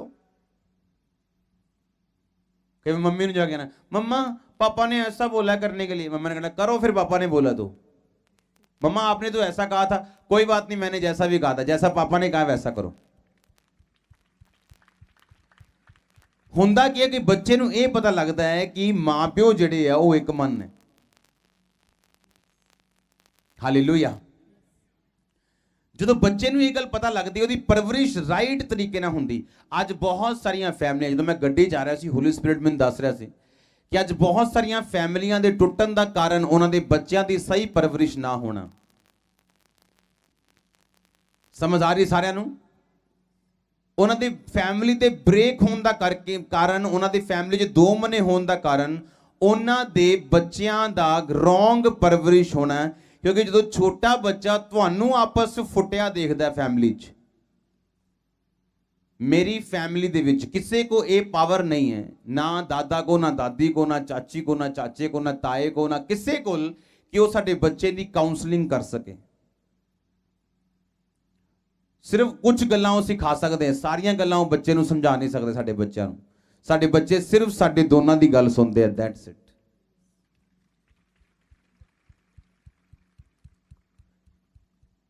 ਛੋਟੇ ਬੱਚੇ ਜਦੋਂ ਹੁੰਦੇ ਆ, ਉਹਨਾਂ ਨੂੰ ਮਾਂ ਕਹਿੰਦੀ ਮੇਰਾ ਬੱਚਾ, ਪਾਪਾ ਜੀ ਕਰਿਓ ਪਰੇ, ਮੇਰਾ ਬੱਚਾ ਬੜਾ ਢੀਠ ਹੈ, ਬਹੁਤ ਢੀਠ ਹੈ, ਬੜਾ, ਉਹ ਛੋਟਾ ਜਿਹਾ ਹਲੇ 2 ਸਾਲ ਦਾ, ਪਰ ਤੁਸੀਂ ਉਹਨੂੰ ਢੀਠ ਕਹਿ ਕੇ ਉਹਨੂੰ ਇਹੋ ਜਿਹਾ ਢੀਠ ਬਣਾ ਦੇਣਾ ਕਿ ਵੱਡਾ ਹੋ ਕੇ ਜਦੋਂ ਉਹਨੇ ਦਾਰੂ ਫੜਨੀ ਉਹਨੇ ਛੱਡਣੀ ਨਹੀਂ, ਕਿਉਂਕਿ ਤੁਸੀਂ ਬਚਪਨ ਤੋਂ ਉਹਦੇ ਅੰਦਰ ਇੱਕ ਬੀਜ ਪਾ ਚੁੱਕੇ ਹੋ ਕਿ ਮੇਰਾ ਬੱਚਾ ਬਹੁਤ ਢੀਠ ਹੈ। ਸੇਮ ਤੁਹਾਡੀ ਵਾਈਫ, ਸੇਮ ਤੁਹਾਡਾ ਹਸਬੈਂਡ। ਜਿਹੋ ਜਿਹੇ ਵਰਡ ਤੁਸੀਂ ਆਪਣੀ ਵਾਈਫ ਦੇ ਅੰਦਰ ਟ੍ਰਾਂਸਫਰ ਕਰੋਗੇ, ਜਿਹੋ ਜਿਹੇ ਵਰਡ ਤੁਸੀਂ ਆਪਣੇ ਹਸਬੈਂਡ ਦੇ ਅੰਦਰ ਟ੍ਰਾਂਸਫਰ ਕਰੋਗੇ, ਉਹੋ ਜਿਹਾ ਰਿਜ਼ਲਟ ਉਹ ਤੁਹਾਨੂੰ ਦੇਣਗੇ ਹਮੇਸ਼ਾ। ਸੋ ਇਹ ਬਹੁਤ ਇੰਪੋਰਟੈਂਟ ਆ ਕਿ ਜਿਹੜੇ ਬੱਚੇ ਆ, ਜਦੋਂ ਹਸਬੈਂਡ ਬਾਹਰ ਗਿਆ ਤੇ ਵਾਈਫਸ ਜਿਹੜੀਆਂ ਉਹਨਾਂ ਨੂੰ ਓਬੀਡੀਐਂਟ, ਆਗਿਆਕਾਰਿਤਾ ਦੇ ਵਿੱਚ ਰਹਿਣਾ ਸਿਖਾਉਣ। ਇਹ ਬਹੁਤ ਇੰਪੋਰਟੈਂਟ ਆ ਬੱਚਿਆਂ ਨੂੰ ਸਿਖਾਉਣਾ। ਉਹਨਾਂ ਨੂੰ ਕਦੀ ਵੀ ਕੋਈ ਗਲਤ ਚੀਜ਼ ਨਾ ਸਿਖਾਈ ਜਾਵੇ। ਆਪਣੇ ਹਸਬੈਂਡਸ ਦੇ ਜਿਹੜੇ ਖਿਲਾਫ ਕਰਨਾ ਇਹ ਬਹੁਤ ਮਾੜੀ ਚੀਜ਼ ਹੈ, ਕਿਉਂਕਿ ਜਦੋਂ ਬੱਚੇ ਵੱਡੇ ਹੁੰਦੇ ਆ ਤੇ ਇਹੀ ਜਿਹੜਾ ਸਿਖਾਇਆ, ਗਲਤ ਸਿਖਾਇਆ, ਇਹੀ ਫੀਡਬੈਕ ਸਾਨੂੰ ਵਾਪਸ ਆਉਂਦਾ, ਕਿਉਂਕਿ ਤੁਸੀਂ ਉਹੀ ਬੋਇਆ ਉਹਨਾਂ ਦੀ ਲਾਈਫ ਦੇ ਵਿੱਚ। ਤੇ ਜੋ ਤੁਸੀਂ ਬੋਇਆ ਉਹਨਾਂ ਦੀ ਜ਼ਿੰਦਗੀ ਦੇ ਵਿੱਚ, ਜੋ ਗੇਮਾਂ ਬੋਈਆਂ, ਜਦੋਂ ਵੱਡਾ ਹੋ ਜਾਂਦਾ ਮਾਂ-ਪਿਓ, ਫਿਰ ਗੇਮਾਂ ਹੀ ਕੱਟਦਾ ਉਹਦੀ ਲਾਈਫ ਦੇ ਵਿੱਚੋਂ। ਕਿੰਨੇ ਮੇਰੀ ਗੱਲ ਸਮਝ ਰਹੇ? ਪਹਿਲੀ ਗੱਲ, ਗਰੰਟਡ ਨਹੀਂ ਲੈਣਾ। ਜੇ ਸਾਨੂੰ ਪਤਾ ਹੈ ਕਿ ਮੈਂ ਗਲਤ ਡਾਈਟ ਲੈ ਰਹੀ ਹਾਂ, ਮੈਂ ਦੇਸੀ ਘਿਓ ਹੀ ਖਾਈ ਜਾਂਦੀ ਹੈ, ਸ਼ੀਲੇ 'ਚ ਦੇਸੀ ਘਿਓ ਖਾਈ ਗਏ, ਸ਼ੀਲਾ ਲੰਘ ਵੀ ਗਿਆ, ਹੁਣ ਲੈ ਵੀ ਦੇਸੀ ਘਿਓ ਚੱਲ ਰਿਹਾ, ਢਿੱਡ ਇੱਥੇ ਆਇਆ ਪਿਆ, ਲੱਗ ਹੀ ਨਹੀਂ ਰਿਹਾ ਜਨਾਨੀ ਆ ਰਹੀ, ਲੱਗ ਰਿਹਾ ਕੋਈ ਫੁੱਟਬਾਲ ਚੱਲਦਾ ਆ ਰਿਹਾ। ਤੇ ਬੰਦਾ ਵੀ ਜਿਹੜਾ ਉਹਨੂੰ ਲੈ ਕੇ ਨਹੀਂ ਜਾ ਰਿਹਾ ਕਿਤੇ ਮੈਰਿਜ ਤੇ, ਉਹਨੂੰ ਪਤਾ ਕਿ ਭਰਾਵਾ ਤੈਨੂੰ ਨਾਲ ਲੈ ਗਿਆ, ਪਹਿਲਾਂ ਤੇ ਮੈਨੂੰ 10 ਲੋਕਾਂ ਨੂੰ ਦੱਸਣਾ ਪੈਣਾ ਕਿ ਮੇਰੀ ਵਾਈਫ ਹੈ ਤੇ ਮੈਨੂੰ ਸ਼ਰਮ ਆਊਗੀ। ਹਸਬੈਂਡ ਵਾਈਫ ਹਾਈਜੀਨਿਕ ਰਹਿਣੇ ਚਾਹੀਦੇ हैं, ਸਾਫ ਸੁਥਰੇ ਰਹਿਣੇ ਚਾਹੀਦੇ हैं, ਕਲੀਨ ਰਹਿਣੇ ਚਾਹੀਦੇ हैं, ਘਰ ਵੀ ਬਾਹਰ ਵੀ ਹਰ ਤਰਫ ਤੋਂ ਕਲੀਨ ਹੋਣੇ ਚਾਹੀਦੇ। ਉਹਨਾਂ ਦੀ ਲਾਈਫ ਜਿਹੜੀ ਹੈ ਉਹ ਸਾਫ ਹੋਣੀ ਚਾਹੀਦੀ, ਨਹੀਂ ਤਾਂ ਇਹ ਚੀਜ਼ਾਂ ਛੋਟੀਆਂ ਛੋਟੀਆਂ ਬਤੰਗੜ ਬਣ ਸਕਦੀਆਂ, ਇੱਥੋਂ ਤੱਕ ਕਿ ਡਾਈਵੋਰਸ ਤੱਕ ਵੀ ਪਹੁੰਚ ਸਕਦੀਆਂ। ਹਸਬੈਂਡ ਲੱਗਦਾ ਲੈ ਇਹ ਤਾਂ ਹੁਣ ਮੇਰੀ ਵਾਈਫ ਹੈ, ਮੂੰਹ 'ਚ ਗੁਟਕਾ ਪਾ ਕੇ ਭਾਵੇਂ ਮੈਂ ਇਹਦੇ ਕੋਲ ਜਾਵਾਂ, ਭਾਵੇਂ ਸ਼ਰਾਬ ਪੀ ਕੇ ਜਾਵਾਂ, ਭਾਵੇਂ ਬਰਸ਼ ਕੀਤੇ ਵੀ ਨਾ ਜਾਵਾਂ, ਲੈ ਫਿਰ ਕੀ ਹੈ। ਜਿੱਦਾਂ ਦੀ ਸਰਵਿਸ ਤੁਸੀਂ ਦੋਗੇ ਉਦਾਂ ਦੀ ਸਰਵਿਸ ਤੁਹਾਨੂੰ ਮਿਲਣੀ। ਤੁਸੀਂ ਇੱਜ਼ਤ ਬੋਈ ਨਹੀਂ, ਇੱਜ਼ਤ ਕੱਟੀ ਨਹੀਂ। ਜਦੋਂ ਅੰਗੇਜਮੈਂਟ ਹੋਈ ਸੀ ਤੇ ਮੈਕਡੋਨਲਡ ਦਾ 버ਗਰ ਜਾਂਦਾ ਹੁੰਦਾ ਸੀ ਹੈ, ਤੇ ਜਦੋਂ ਵਿਆਹ ਹੋ ਗਿਆ ਤੇ ਉਸ ਤੋਂ ਬਾਅਦ ਫਿਰ 15 ਰੁਪਏ ਵਾਲਾ 버ਗਰ, ਉਹ ਬੰਦਾ ਉਹ ਵੀ ਵੇਲਾ 10 ਵਾਰੀ ਸੋਚਦਾ ਲੈ ਕੇ ਜਾਵਾਂ ਕਿ ਨਾ, ਤੇ ਫਿਰ ਅੱਗੋਂ ਗੋਲ ਗੋਲ ਖੇਰੇ ਮਿਲਣ ਦੀ ਆਸ ਵੀ ਨਾ ਰੱਖੋ। ਹਾਂ, ਰੋਟੀ ਉੱਤੇ ਸਬਜ਼ੀ ਪਾ ਕੇ ਇਹਦਾ ਦੇ ਦੇਣਾ, ਡੋਲ ਕੇ ਦੇ ਦੇ, ਉਹੀ ਸ਼ੁਕਰ ਮਨਾਓ ਕਿ ਮਿਲ ਗਈ ਹੈ ਤੁਹਾਨੂੰ, ਜਿਹੋ ਜਿਹਾ 버ਗਰ ਸੀ ਤੁਹਾਡਾ ਵਾਈਫ ਲਈ। ਇੱਕ ਹਸਬੈਂਡ ਨੂੰ ਅਗਰ ਦੇਖਣਾ ਹੋਵੇ ਤੇ ਕਦੀ ਉਹਦੇ ਕੱਪੜੇ ਨਾ ਦੇਖੋ, ਉਹਦੀ ਵਾਈਫ ਦੇਖੋ। ਇੱਕ ਵਾਈਫ ਅਗਰ ਟੁੱਟੀ ਹੋਈ ਹੈ ਤੇ ਉਹਦੇ ਹਸਬੈਂਡ ਦਾ ਜ਼ਬਰਦਸਤ ਫੇਲੀਅਰ ਹੈ। ਇੱਕ ਹਸਬੈਂਡ ਦੇ ਸਰੀਰ ਤੇ ਜਿੰਨਾ ਪੈਸਾ ਲੱਗਾ ਹੋਣਾ ਚਾਹੀਦਾ ਇਸ ਟਾਈਮ, ਉਹਦੀ ਵਾਈਫ ਤੇ ਤਿਗਣਾ ਚੁਗਣਾ 4 ਗੁਣਾ ਹੋਣਾ ਚਾਹੀਦਾ, ਫਿਰ ਉਹ ਹਸਬੈਂਡ ਪਾਸ ਹੈ, ਨਹੀਂ ਤਾਂ ਫੇਲ ਸਮਝੋ ਆਪਣੇ ਆਪ ਨੂੰ।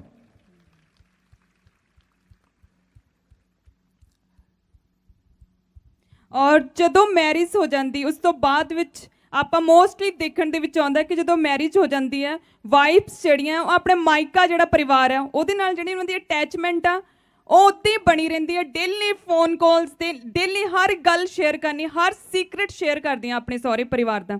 ਜਦ ਕਿ ਜਦੋਂ ਮੈਰਿਜ ਹੋ ਜਾਂਦੀ ਆ ਤੇ ਜਿਹੜੀ ਰੀਅਲ ਹਾਊਸ ਆ, ਰੀਅਲ ਫੈਮਿਲੀ, ਉਹ ਸਹੁਰਾ ਪਰਿਵਾਰ ਆ, ਤੁਹਾਡਾ ਹਸਬੈਂਡ ਆ, ਤੇ ਚਾਹੀਦਾ ਇਹ ਆ ਕਿ ਅਸੀਂ ਥੋੜਾ ਜਿਹਾ ਸੈਪਰੇਟ ਰਹਿ ਕੇ ਆਪਣੇ ਮਾਇਕੇ ਤੋਂ ਆਪਣੇ ਸਹੁਰੇ ਪਰਿਵਾਰ ਦੇ ਨਾਲ, ਆਪਣੇ ਹਸਬੈਂਡਸ ਦੇ ਨਾਲ, ਅਦਰ ਫੈਮਿਲੀ ਦੇ ਨਾਲ ਅਸੀਂ ਟਾਈਮ ਸਪੈਂਡ ਕਰੀਏ, ਉਹਨਾਂ ਦੇ ਨਾਲ ਜਿਹੜੀ ਆਪਣੀ ਬੌਂਡੇਜ ਆ ਉਹਨੂੰ ਸਟਰੋਂਗ ਕਰੀਏ। ਇਹ ਬਹੁਤ ਇੰਪੋਰਟੈਂਟ ਆ। ਇਹ ਪੁਆਇੰਟਸ ਜਿਹੜੇ ਅਸੀਂ ਡਿਸਕਸ ਕਰ ਰਹੇ ਹਾਂ ਇਹ ਜ਼ਬਰਦਸਤ ਤੁਹਾਨੂੰ ਸਮਝ ਆਣੇ ਚਾਹੀਦੇ। ਮੰਮਾ ਨੇ ਦੱਸਿਆ ਕਿ don't go to your parents, ਮਤਲਬ ਇਹਨਾਂ 'ਚ ਇਦਾਂ ਨਹੀਂ ਕਿ ਪੇਕੇ ਨੂੰ ਭੁੱਲ ਜਾਣਾ। ਬਾਈਬਲ ਦੱਸਦੀ ਹੈ, ਇਹ ਗੱਲਾਂ ਪਹਿਲਾਂ ਆਪਾਂ ਕਰ ਚੁੱਕੇ ਹਾਂ ਕਿ ਜਿਹੜਾ ਹਸਬੈਂਡ ਹੈ ਉਹਦੇ ਜਵਾਈ ਨਾਮ ਦਾ ਕੋਈ ਵੀ ਸ਼ਬਦ ਇਬਰਾਨੀ ਭਾਸ਼ਾ 'ਚ ਨਹੀਂ ਹੈ। ਉਹਦਾ ਮਤਲਬ ਇਹ ਹੈ ਕਿ ਹਸਬੈਂਡ ਦੀ ਜਦੋਂ ਮੈਰਿਜ ਹੁੰਦੀ ਹੈ ਵਾਈਫ ਆਪਣੀ ਦੇ ਨਾਲ, ਉਹਦੇ ਵਾਈਫ ਦੇ ਮਾਤਾ ਪਿਤਾ ਹਸਬੈਂਡ ਦੇ ਮਾਤਾ ਪਿਤਾ ਬਣਦੇ ਆ। ਹੁੰਦਾ ਕੀ ਹੈ, ਗੜਬੜ ਕਿੱਥੋਂ ਸ਼ੁਰੂ ਹੁੰਦੀ, ਉਹਨੂੰ ਆਪਾਂ ਕਿੱਦਾਂ ਸੈਟੀਸਫਾਈਡ ਕਰ ਸਕਦੇ ਹਾਂ। ਮੋਸਟਲੀ ਲੇਡੀਜ਼ ਦੀ ਪ੍ਰੋਬਲਮ ਇਹ ਹੈ ਉਹਨਾਂ ਦੇ ਘਰ 'ਚ ਕਿ ਹਸਬੈਂਡ ਉਹਨਾਂ ਨੂੰ ਆਪਣੀ ਸੈਲਰੀ ਨਹੀਂ ਦੱਸਦਾ। ਹਸਬੈਂਡ ਦੱਸਦਾ ਨਹੀਂ ਉਹ ਕੀ ਕਮਾਉਂਦਾ। ਮੈਂ ਸਹੀ ਕਹਿ ਰਿਹਾ ਕਿ ਨਹੀਂ ਲੇਡੀਜ਼? ਹਸਬੈਂਡ ਕਿਉਂ ਨਹੀਂ ਦੱਸਦਾ? ਕਿਉਂਕਿ ਜੇ ਹਸਬੈਂਡ ਨੇ ਦੱਸ ਦਿੱਤਾ ਉਹਨੂੰ ਪਤਾ ਕਿ ਡਿਮਾਂਡ ਲੋ ਆਈ ਲੋਕ ਟੇਬਲ ਦੇ ਉੱਤੇ।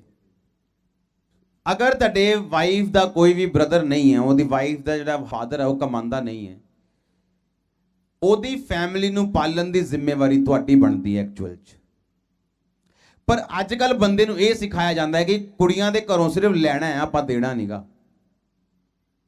ਤੇ ਉਹਦਾ ਭਾਵੇਂ ਸੋਚੋ ਤੁਹਾਡੀ ਵਾਈਫ ਦੇ ਘਰ ਦੇ ਭੁੱਖੇ ਹੋਣ, ਤੁਹਾਨੂੰ ਉਹ ਸੁੱਖ ਦੇ ਪਾਊਗੀ ਤੁਹਾਡੀ ਵਾਈਫ? ਉਹ ਤੁਹਾਡੇ ਨਾਲ ਤੇ ਰਹੇਗੀ ਸਰੀਰਕ ਤੌਰ ਦੇ ਉੱਤੇ, ਤੁਹਾਡੇ ਨਾਲ ਪਿਆਰ ਵੀ ਕਰੇਗੀ, ਪਰ ਅੰਦਰੋਂ ਦੁਖੀ ਰਹੇਗੀ ਉਹ।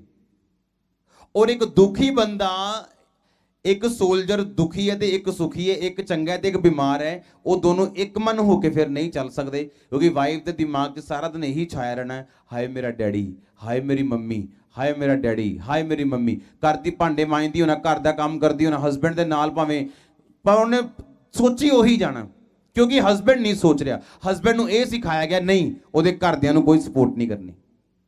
ਇਹ ਰੋਂਗ ਹੈ, ਇਹ ਰੋਂਗ ਹੈ। ਸਪਿਰਿਚੁਅਲ ਲੋਕ ਆਪਣੇ ਇਨ-ਲॉ ਦੀ ਹੈਲਪ ਕਰਦੇ ਨੇ ਹਰ ਮੰਥ, ਹਰ ਰੋਜ਼, ਹਰ ਹਫਤੇ, ਹਰ ਸਾਲ।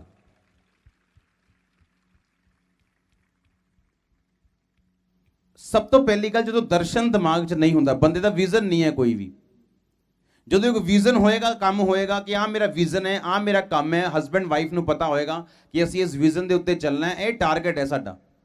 ਹੁਣ ਹਸਬੈਂਡ ਨੂੰ ਪਤਾ ਹੈ ਕਿ ਜੇ ਮੈਂ ਆਪਣੀ ਵਾਈਫ ਨੂੰ ਇੱਕ ਮਨ ਹੋ ਕੇ ਮੰਗਦਾ ਕਿ ਮੇਰੇ ਨਾਲ ਇਸ ਵਿਜ਼ਨ ਤੇ ਚੱਲੇ, ਤੇ ਇਹਦਾ ਦਿਮਾਗ ਫ੍ਰੀ ਰਹਿਣਾ ਚਾਹੀਦਾ ਟੋਟਲ। ਜੇ ਇਹਦਾ ਦਿਮਾਗ ਹੀ ਫ੍ਰੀ ਨਹੀਂ ਹੋਏਗਾ ਤੇ ਇਹ ਮੇਰੇ ਨਾਲ ਸਰੀਰਕ ਰੂਪ ਤੇ ਤਾਂ ਹੋਏਗੀ ਪਰ ਇਹ ਕੰਮ ਨਹੀਂ ਕਰ ਪਾਏਗੀ। ਇਸ ਕਰਕੇ ਇਸ ਲਈ ਲਿਖਿਆ ਇੱਕ ਦੂਸਰੇ ਦੀਆਂ ਜ਼ਰੂਰਤਾਂ ਦਾ ਕੀ ਰੱਖੋ, ਧਿਆਨ ਰੱਖੋ। ਇੱਕ ਵਾਰੀ ਕੁਝ ਸਿਸਟਰਸ ਆਈਆਂ ਮੇਰੇ ਕੋਲ, ਮੈਂ ਕੀ ਨੋਟਿਸ ਕੀਤਾ, ਸਾਰੀਆਂ ਮੈਰਿਡ ਸਿਸਟਰਸ ਹੈ ਪਰ ਉਹਨਾਂ ਚੋਂ ਅੱਧੀ ਸਿਸਟਰਸ ਦੀ ਮੈਰਿਡ ਲਾਈਫ ਬੜੀ ਖਰਾਬ ਹੈ। ਮੈਨੂੰ ਬੜੀ ਹੈਰਾਨੀ ਹੋਈ। ਬਾਅਦ ਚ ਮੈਂ ਨੋਟਿਸ ਕੀਤਾ ਸਾਰੀਆਂ ਸਿਸਟਰਸ ਆਪਸ ਚ ਸਾਰੀਆਂ ਗੱਲਾਂ ਸ਼ੇਅਰ ਕਰਦੀਆਂ ਸੀ ਆਪਣੇ ਹਸਬੈਂਡ ਦੀਆਂ, ਅੱਜ ਇਹ ਹੋਇਆ, ਕੱਲ ਨੂੰ ਇਹ ਹੋਇਆ, ਰਾਤੀ ਅਸੀਂ ਉੱਥੇ ਸੀ, ਆਹ ਕੀਤਾ, ਉਹ, ਮਤਲਬ ਹਰ ਗੱਲ ਆਪਸ ਚ ਸਾਰੀਆਂ ਸਿਸਟਰਸ ਨੇ। ਹਸਬੈਂਡ ਨੂੰ ਵੀ ਪਤਾ ਕਿ ਫੋਨ ਲੱਗਾ ਕੰਨ ਤੇ, ਮਤਲਬ ਭੈਣ ਨਾਲ ਗੱਲ ਕਰਦੀ ਜਾਂ ਮਾਂ ਨੂੰ ਡੇਲੀ ਦੱਸਣਾ ਅੱਜ ਇਹ ਬਣਾਇਆ, ਟਿੰਡੇ ਚਾੜੇ, ਅੱਜ ਮਟਰ ਚਾੜੇ ਹੈ ਜੀ, ਅੱਜ ਫਲਾਣਾ ਚਾੜੇ। ਜੇ ਤੁਸੀਂ ਇੰਨੀ ਵੱਧ ਗੱਲ ਆਪਣੇ ਪੇਕੇ ਕਰੋਗੇ ਲੇਡੀਜ਼, ਤੁਸੀਂ ਕਦੀ ਆਪਣਾ ਸੋਹਰਾ ਨਹੀਂ ਬਣਾ ਸਕਦੇ, ਕਿਉਂਕਿ ਹੁਣ ਤੁਸੀਂ ਇਹੋ ਜਿਹੀ ਬਣ ਚੁੱਕੇ ਹੋ ਕਿ ਨਾ ਤੁਸੀਂ ਘਰ ਦੇ ਹੋ ਤੇ ਨਾ ਘਾਟ ਦੇ ਹੋ, ਕਿਉਂਕਿ ਦਰਸ਼ਨ ਤੁਹਾਡਾ ਪਤੀ ਦੇ ਉੱਤੇ ਹੈ। ਪਤੀ ਦੇ ਨਾਲ ਤੁਸੀਂ ਵਧਣਾ ਹੈ, ਪਤੀ ਨੇ ਵਧਣਾ ਤੇ ਤੁਸੀਂ ਵਧਣਾ ਹੈ। ਧਿਆਨ ਤੁਹਾਡਾ ਆਪਣੇ ਘਰ ਦੇ ਵਿੱਚ ਹੈ, ਨਾ ਤੁਸੀਂ ਉੱਧਰ ਦੇ ਹੋ ਤੇ ਨਾ ਉੱਧਰ ਦੇ ਹੋ। ਤੇ ਗਲਤੀ ਪਤੀ ਦੀ ਵੀ ਹੈ, ਉਹਨੇ ਵਾਈਫ ਨੂੰ ਆਪਣੇ ਪਿੱਛੇ ਲਾਇਆ ਨਹੀਂ, ਉਹਨੇ ਵਾਈਫ ਦੀ ਕੇਅਰ ਨਹੀਂ ਕੀਤੀ, ਉਹਨੇ ਵਾਈਫ ਦੀਆਂ ਜ਼ਰੂਰਤਾਂ ਦਾ ਧਿਆਨ ਨਹੀਂ ਰੱਖਿਆ, ਉਹਨੂੰ ਇਮੋਸ਼ਨਲੀ ਉਹਨੂੰ ਸੈਟੀਸਫਾਈਡ ਨਹੀਂ ਕਰ ਪਾਇਆ ਕਿ ਮੈਂ ਤੇਰੇ ਨਾਲ ਹਾਂ, ਤੇਰੇ ਇਸ ਦਰਸ਼ਨ 'ਚ ਤੂੰ ਮੇਰੇ ਨਾਲ ਹੈ ਤੇ ਮੈਂ ਤੇਰੇ ਨਾਲ ਹਾਂ। ਹਾਲੇਲੂਇਆ। ਸੈਲਰੀ ਨਾ ਦੱਸਣ ਦਾ ਕੀ ਹੈ ਕਾਰਨ? ਇਹੀ ਕਾਰਨ ਹੈ ਕਿ ਜਿੱਦਾਂ ਹੀ ਸੈਲਰੀ ਦੱਸੀ ਵਾਈਫ ਨੂੰ, ਟਰਬਲ ਸ਼ੁਰੂ। ਲੈ ਤੁਸੀਂ ਤਾਂ 25,000 ਕਮਾਨੇ, ਤੁਸੀਂ ਮੈਨੂੰ ਸੂਟ ਨਹੀਂ ਲੈ ਕੇ ਦਿੱਤਾ 5,000 ਦਾ। ਤੇ ਹਸਬੈਂਡ ਕਹਿੰਦਾ ਨਹੀਂ ਭਰਾ ਮੈਂ 12,000 ਹੀ ਕਮਾਨਾ। ਉਹਨੂੰ ਪਤਾ 12 ਕਹੂੰਗਾ ਤੇ 2,000 ਦਾ ਸੂਟ ਲੈ ਕੇ ਦਊਂਗਾ ਤੇ ਸ਼ਾਂਤੀ ਆਣੀ ਘਰ 'ਚ। ਔਰ ਵਾਈਫ ਨੂੰ ਬੁੱਧੀ ਮੰਨਣੀ ਚਾਹੀਦੀ ਹੈ। ਸੁਣੋ ਕਾਹਦੇ ਲਈ, ਅੱਗੇ ਪੜਦਾ ਮੈਂ। ਲਿਖਿਆ 31:13 ਚ, वह ऊन और सन ढूंढ ढूंढ कर अपने हाथों से प्रसन्नता के साथ काम करती है। वह व्यापार के जहाजों के समान अपनी भोजन वस्तुएं दूर से मंगवाती है। सुनो, ਤੁਹਾਡਾ ਹਸਬੈਂਡ ਕਮਾ ਸਕਦਾ ਹੈ ਪਰ ਘਰ ਨਹੀਂ ਚਲਾ ਸਕਦਾ। ਘਰ ਚਲਾਉਣ ਦੀ ਜ਼ਿੰਮੇਵਾਰੀ ਜਿਹੜੀ ਹੈ ਉਹ ਵਾਈਫ ਦੀ ਹੈ। ਹਾਂ ਜਾਂ ਨਾ? ਹਾਂ। ਹਸਬੈਂਡ ਸਿਰਫ ਤਨਖਾਹ ਤੁਹਾਡੇ ਹੱਥਾਂ 'ਚ ਲਿਆ ਕੇ ਰੱਖ ਸਕਦਾ ਹੈ। ਇਹ ਨਹੀਂ ਜੇ ਅੱਜ ਤੁਹਾਡਾ ਸੈਮੀਨਾਰ ਸੁਣਨ ਤੋਂ ਬਾਅਦ ਤੁਹਾਡਾ ਹਸਬੈਂਡ ਪੂਰੀ ਤਨਖਾਹ 25,000 ਤੁਹਾਡੇ ਹੱਥ 'ਤੇ ਰੱਖ ਦੇਵੇ ਤੇ ਤੁਸੀਂ ਅਗਲੇ ਦਿਨ ਹੀ ਬਿਊਟੀ ਪਾਰਲਰ ਚਲ ਜਾਓ ਤੇ ਪਤਾ ਲੱਗੇ 5,000 ਦਾ ਫੇਸ਼ੀਅਲ ਹੀ ਕਰਾ ਛੱਡਿਆ ਤੁਸੀਂ।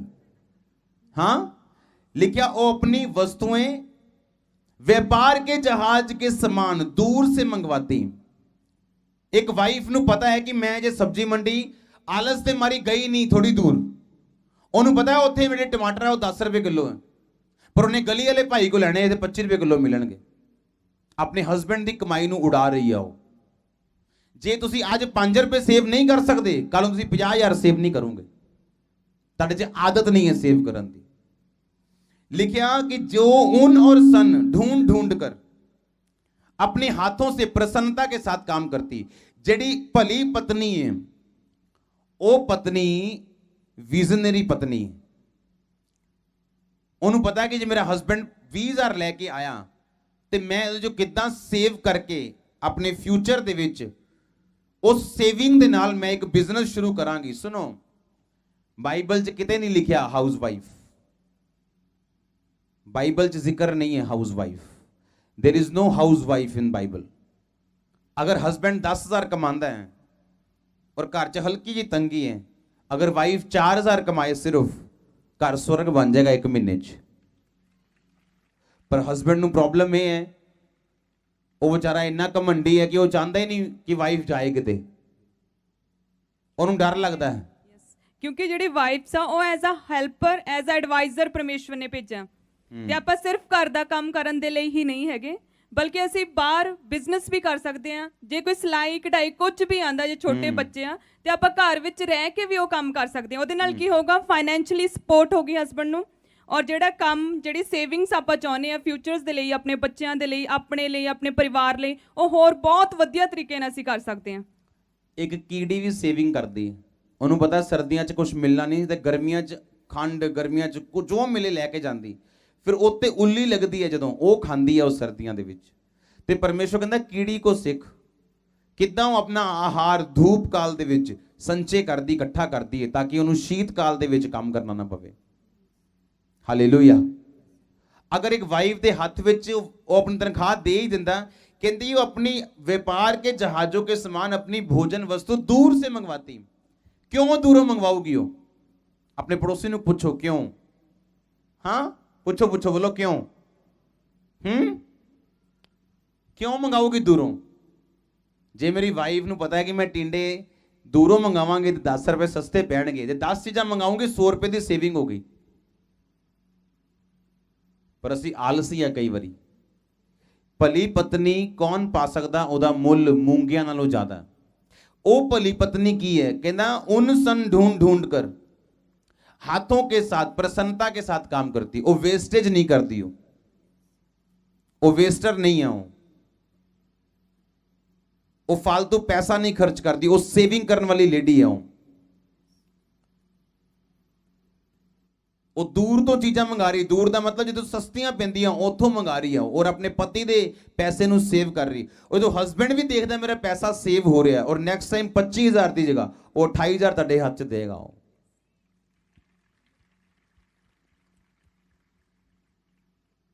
ਸਾਡੀ ਲਾਈਫ ਦੇ ਵਿੱਚ ਇੱਕ ਗੱਲ 100% ਪੱਕੀ ਹੈ, ਅਸੀਂ ਇੱਕ ਦੂਸਰੇ ਨੂੰ ਝੂਠ ਨਹੀਂ ਬੋਲੀਦਾ।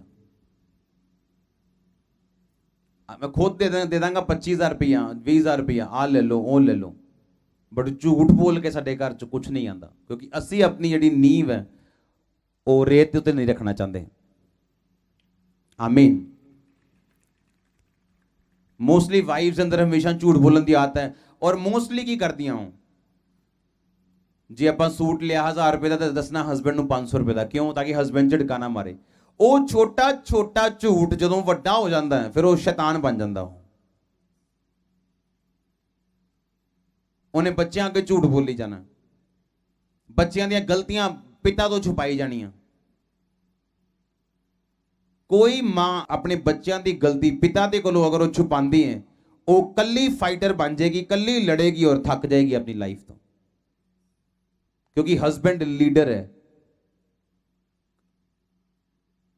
ਤੁਸੀਂ ਉਹਨੂੰ ਠੰਡਾ ਕਰਕੇ ਦੱਸ ਸਕਦੇ ਹੋ ਗੱਲ।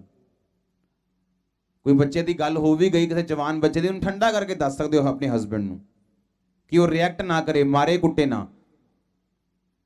ਕਿਉਂਕਿ ਹਸਬੈਂਡ ਜਦੋਂ ਪ੍ਰੇਅਰ ਕਰੇਗਾ ਔਰ ਹੱਲ ਕਰੇਗਾ, ਤੁਸੀਂ ਦੋਨੋਂ ਹੱਲ ਕਰੋਗੇ, ਜ਼ਿਆਦਾ ਵਧੀਆ ਹੱਲ ਹੋਏਗਾ। ਜੇ ਲੇਡੀ ਇਕੱਲੇ ਆਪਣੇ ਮੋਢੇ ਤੇ ਚੁੱਕ ਲੇਗੀ ਉਹ ਹੱਲ ਨਹੀਂ ਹੋਏਗਾ ਚੀਜ਼ਾਂ ਦਾ, ਫਿਰ ਉਹ ਇਨਸਲਟ ਆਏਗੀ ਲਾਈਫ ਦੇ ਵਿੱਚ ਅਗਰ ਉਹ ਇਕੱਲੀ ਕਰੇਗੀ ਤਾਂ। ਸੋ ਇਸ ਲਈ ਬਹੁਤ ਇੰਪੋਰਟੈਂਟ ਆ ਕਿ ਘਰ ਦੇ ਜਿਹੜੇ ਸੀਕ੍ਰੇਟਸ ਆ ਉਹ ਹਸਬੈਂਡ ਦੇ ਨਾਲ ਸ਼ੇਅਰ ਕਰੋ। ਪਲੱਸ ਜਿਹੜੇ ਬੱਚਿਆਂ ਦੀਆਂ ਕੋਈ ਵੀ ਅਗਰ ਦਿੱਕਤ ਆ, ਉਹਨਾਂ ਦੀਆਂ ਆਦਤਾਂ ਆ ਕੋਈ ਜਿਹੜੀਆਂ ਮਾੜੀਆਂ ਆ, ਉਹ ਤੁਸੀਂ ਜ਼ਰੂਰ ਸ਼ੇਅਰ ਕਰੋ ਆਪਣੇ ਹਸਬੈਂਡਸ ਦੇ ਨਾਲ। ਆਪਸ ਦੇ ਵਿੱਚ ਸ਼ੇਅਰ ਕਰਨਾ ਬਹੁਤ ਜ਼ਰੂਰੀ ਹੈ। ਕਿੰਨਿਆਂ ਨੂੰ ਮੇਰੀ ਗੱਲ ਸਮਝ ਆ ਰਹੀ?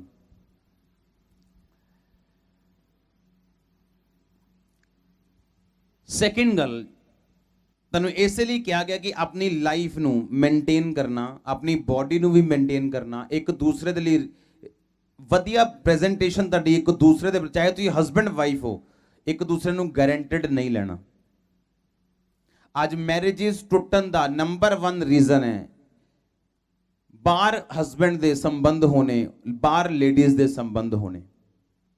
ਉਹ ਇਸ ਕਰਕੇ ਕਿਉਂਕਿ ਜਦੋਂ ਅਸੀਂ ਇੱਕ ਦੂਸਰੇ ਨੂੰ ਗਾਰੰਟਡ ਲੈਂਦੇ ਆ, ਸਾਡੀ ਆਪਸੀ ਅਫੈਕਸ਼ਨ ਜਿਹੜੀ ਆ ਉਹ ਖਤਮ ਹੋ ਜਾਂਦੀ ਔਰ ਫਿਰ ਧਿਆਨ ਜਿਹੜਾ ਉਹ ਬਾਹਰ ਜ਼ਿਆਦਾ ਲੱਗਦਾ। ਫਿਰ ਬਾਹਰ ਦੀ ਜਿਹੜੀ ਦਾਲ ਆ ਉਹ ਵੀ ਮੁਰਗੀ ਲੱਗਦੀ ਹੈ, ਘਰ ਦੀ ਮੁਰਗੀ ਉਹ ਵੀ ਦਾਲ ਲੱਗਦੀ ਹੈ।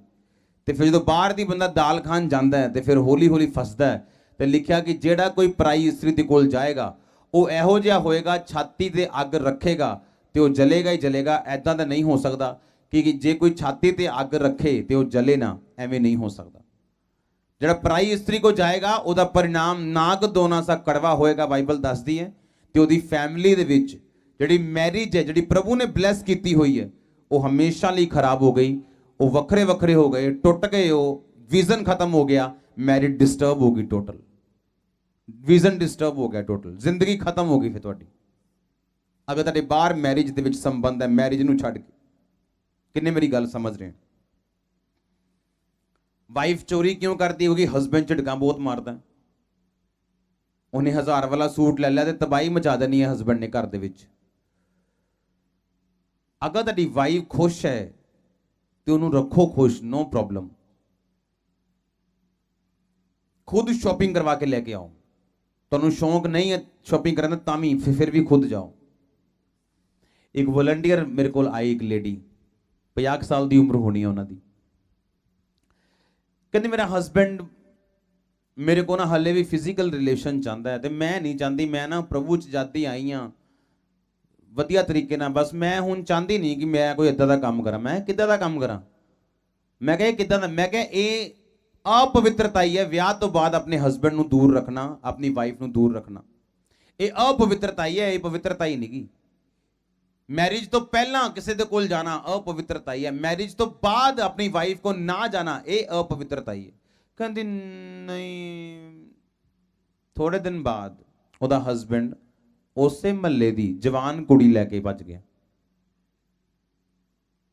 ਮੈਂ ਕਿਹਾ ਹੁਣ ਦੱਸ। ਹੁਣ ਕੋਈ ਜਵਾਬ ਨਹੀਂ ਸੀ। ਉਦੋਂ ਉਹਨੂੰ ਮੇਰੀ ਗੱਲ ਸ਼ਰੀਰਿਕ ਲੱਗੀ, ਪਰ ਬਾਈਬਲ ਦੱਸਦੀ ਹੈ ਇਹ ਗੱਲ ਸ਼ਰੀਰਿਕ ਨਹੀਂ ਹੈ। ਜਦੋਂ ਅਸੀਂ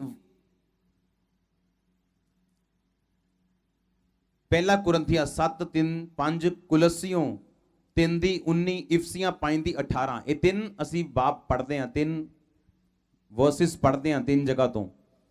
ਤੇ ਉੱਤੇ ਲਿਖਿਆ ਗਿਆ ਪਤੀ ਨੂੰ ਆਪਣੀ ਸਰੀਰ ਦੇ ਉੱਤੇ ਅਧਿਕਾਰ ਨਿਗਾ, ਪਤਨੀ ਨੂੰ ਆਪਣੇ ਸਰੀਰ ਦੇ ਉੱਤੇ ਅਧਿਕਾਰ ਨਿਗਾ। ਇਸ ਲਈ ਪਤੀ ਆਪਣੀ ਪਤਨੀ ਦਾ ਹੱਕ ਪੂਰਾ ਕਰੇ, ਪਤਨੀ ਆਪਣੇ ਪਤੀ ਦਾ ਹੱਕ ਪੂਰਾ ਕਰੇ। ਮੋਸਟਲੀ ਮੈਰਿਜਸ ਦੇ ਵਿੱਚ ਸਕਸੈਸਫੁਲ ਨਾ ਹੋਣ ਦਾ ਰੀਜ਼ਨ ਇਹ ਹੈ ਕਿ ਦੋਨੋਂ ਫਿਜ਼ੀਕਲੀ ਇੱਕ ਦੂਸਰੇ ਦੇ ਨਾਲ ਕੰਟੈਕਟ ਦੇ ਵਿੱਚ ਨਹੀਂ ਹੈ। ਕਿੰਨੇ ਮੇਰੀ ਗੱਲ ਸਮਝ ਰਹੇ? ਔਰ ਕੁਝ ਬੇਵਕੂਫ ਪਤੀ ਔਰ ਕੁਝ ਬੇਵਕੂਫ ਔਰਤਾਂ ਪਤਨੀਆਂ ਪਰਮੇਸ਼ਵਰ ਦਾ ਨਾਮ ਲੈ ਕੇ, ਪਵਿੱਤਰਤਾਈ ਦਾ ਨਾਮ ਲੈ ਕੇ ਆਪਣੇ ਹਸਬੈਂਡ ਤੋਂ ਅਲੱਗ ਰਹਿੰਦੀਆਂ, ਆਪਣੀ ਵਾਈਫ ਤੋਂ ਕੋਈ ਅਲੱਗ ਰਹਿੰਦਾ। ਇਹ ਤੁਹਾਡੀ ਸਭ ਤੋਂ ਵੱਡੀ ਬੇਵਕੂਫੀ ਹੈ। ਬਾਈਬਲ ਦੱਸਦੀ ਆਪਣੀ ਪਤਨੀ ਦਾ ਹੱਕ ਪੂਰਾ ਕਰ, ਆਪਣੀ ਪਤਨੀ ਨੂੰ ਕਹਿੰਦੀ ਆਪਣੇ ਪਤੀ ਦਾ ਹੱਕ ਪੂਰਾ ਕਰ, ਕਿਉਂਕਿ ਤੁਹਾਡਾ ਸਰੀਰ ਤੁਹਾਡਾ ਨਹੀਂ ਹੈ, ਇਹ ਤੁਹਾਡੇ ਪਾਰਟਨਰ ਦਾ ਸਰੀਰ ਹੈ। ਹੁਣ ਆਪਸੀ ਅੰਡਰਸਟੈਂਡਿੰਗ ਦੇ ਨਾਲ ਲਿਖਿਆ ਇੱਕ ਦੂਸਰੇ ਨੂੰ ਸੈਟੀਸਫਾਈਡ ਕਰੋ, ਨਾ ਕਿ ਆਪਣਾ ਸੋਚੋ। ਕਿੰਨੇ ਮੇਰੀ ਗੱਲ ਸਮਝ ਰਹੇ? सुनते जाओ। आज मैं जानता कान खोल रहे थोड़े। फिर लिखा वो किसी खेत के विषय में सोच विचार करती है और उसे मोल ले लेती है और अपने परिश्रम के फल से दाग की बारी लगाती है। वो अपनी कटी को बल के फेंटे से कसती है, अपनी बाहों को दृढ़ बनाती। लिखा वो किसी खेत के विषय में सोच विचार करती है।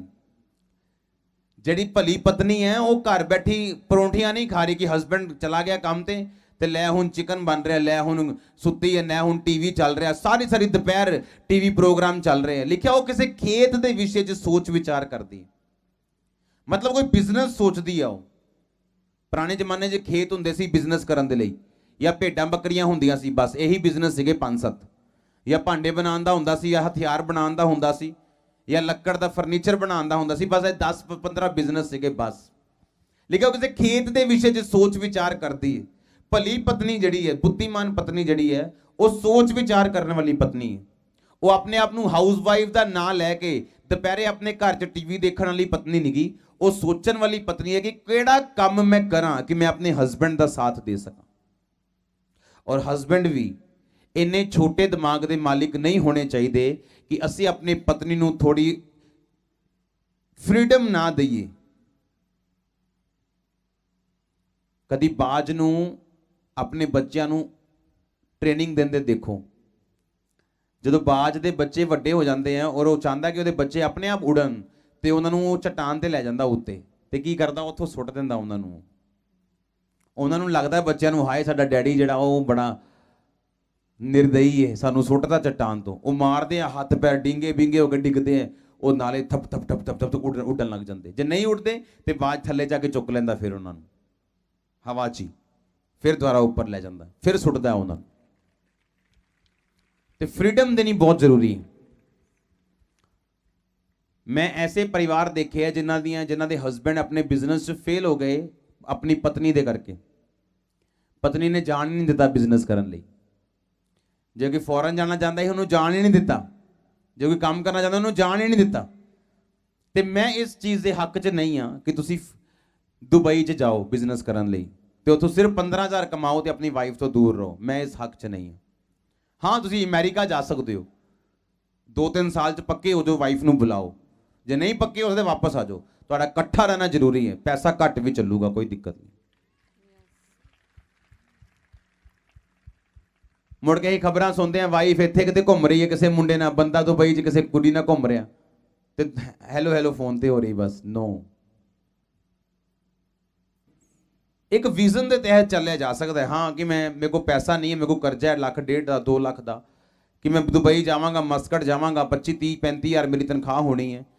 ਜਾਂ ਤਾਂ ਵਾਈਫ ਨੂੰ ਉੱਥੇ ਬੁਲਾਉਣ ਦਾ ਕੰਮ ਕਰੋ, ਵਾਈਫ ਦੇ ਰਸਤੇ ਖੋਲੋ ਕਿ ਤੁਹਾਡੇ ਲਈ ਉੱਥੇ ਆਵੇ ਹੋ, ਤੇ ਜਾਂ ਉੱਥੋਂ ਪੈਸਾ ਇੰਨਾ ਕੁ ਕਮਾ ਲਓ ਕਿ ਆਗੇ ਕਰਜ਼ੇ ਵੀ ਲਾ ਦਿਓ ਤੇ ਆਗੇ ਕੋਈ ਚੱਜ ਦਾ ਕੰਮ ਵੀ ਸ਼ੁਰੂ ਕਰ ਲਓ ਤਾਂ ਕਿ ਤੁਸੀਂ ਇਕੱਠੇ ਰਹਿ ਸਕੋ। ਐਦਾਂ ਨਾ ਹੋਵੇ। ਪੌਲੁਸ ਕਹਿੰਦਾ ਕਿ ਅਸੰਯਮ ਦੇ ਕਰਕੇ ਸ਼ੈਤਾਨ ਤੁਹਾਨੂੰ ਪਰਖੇ।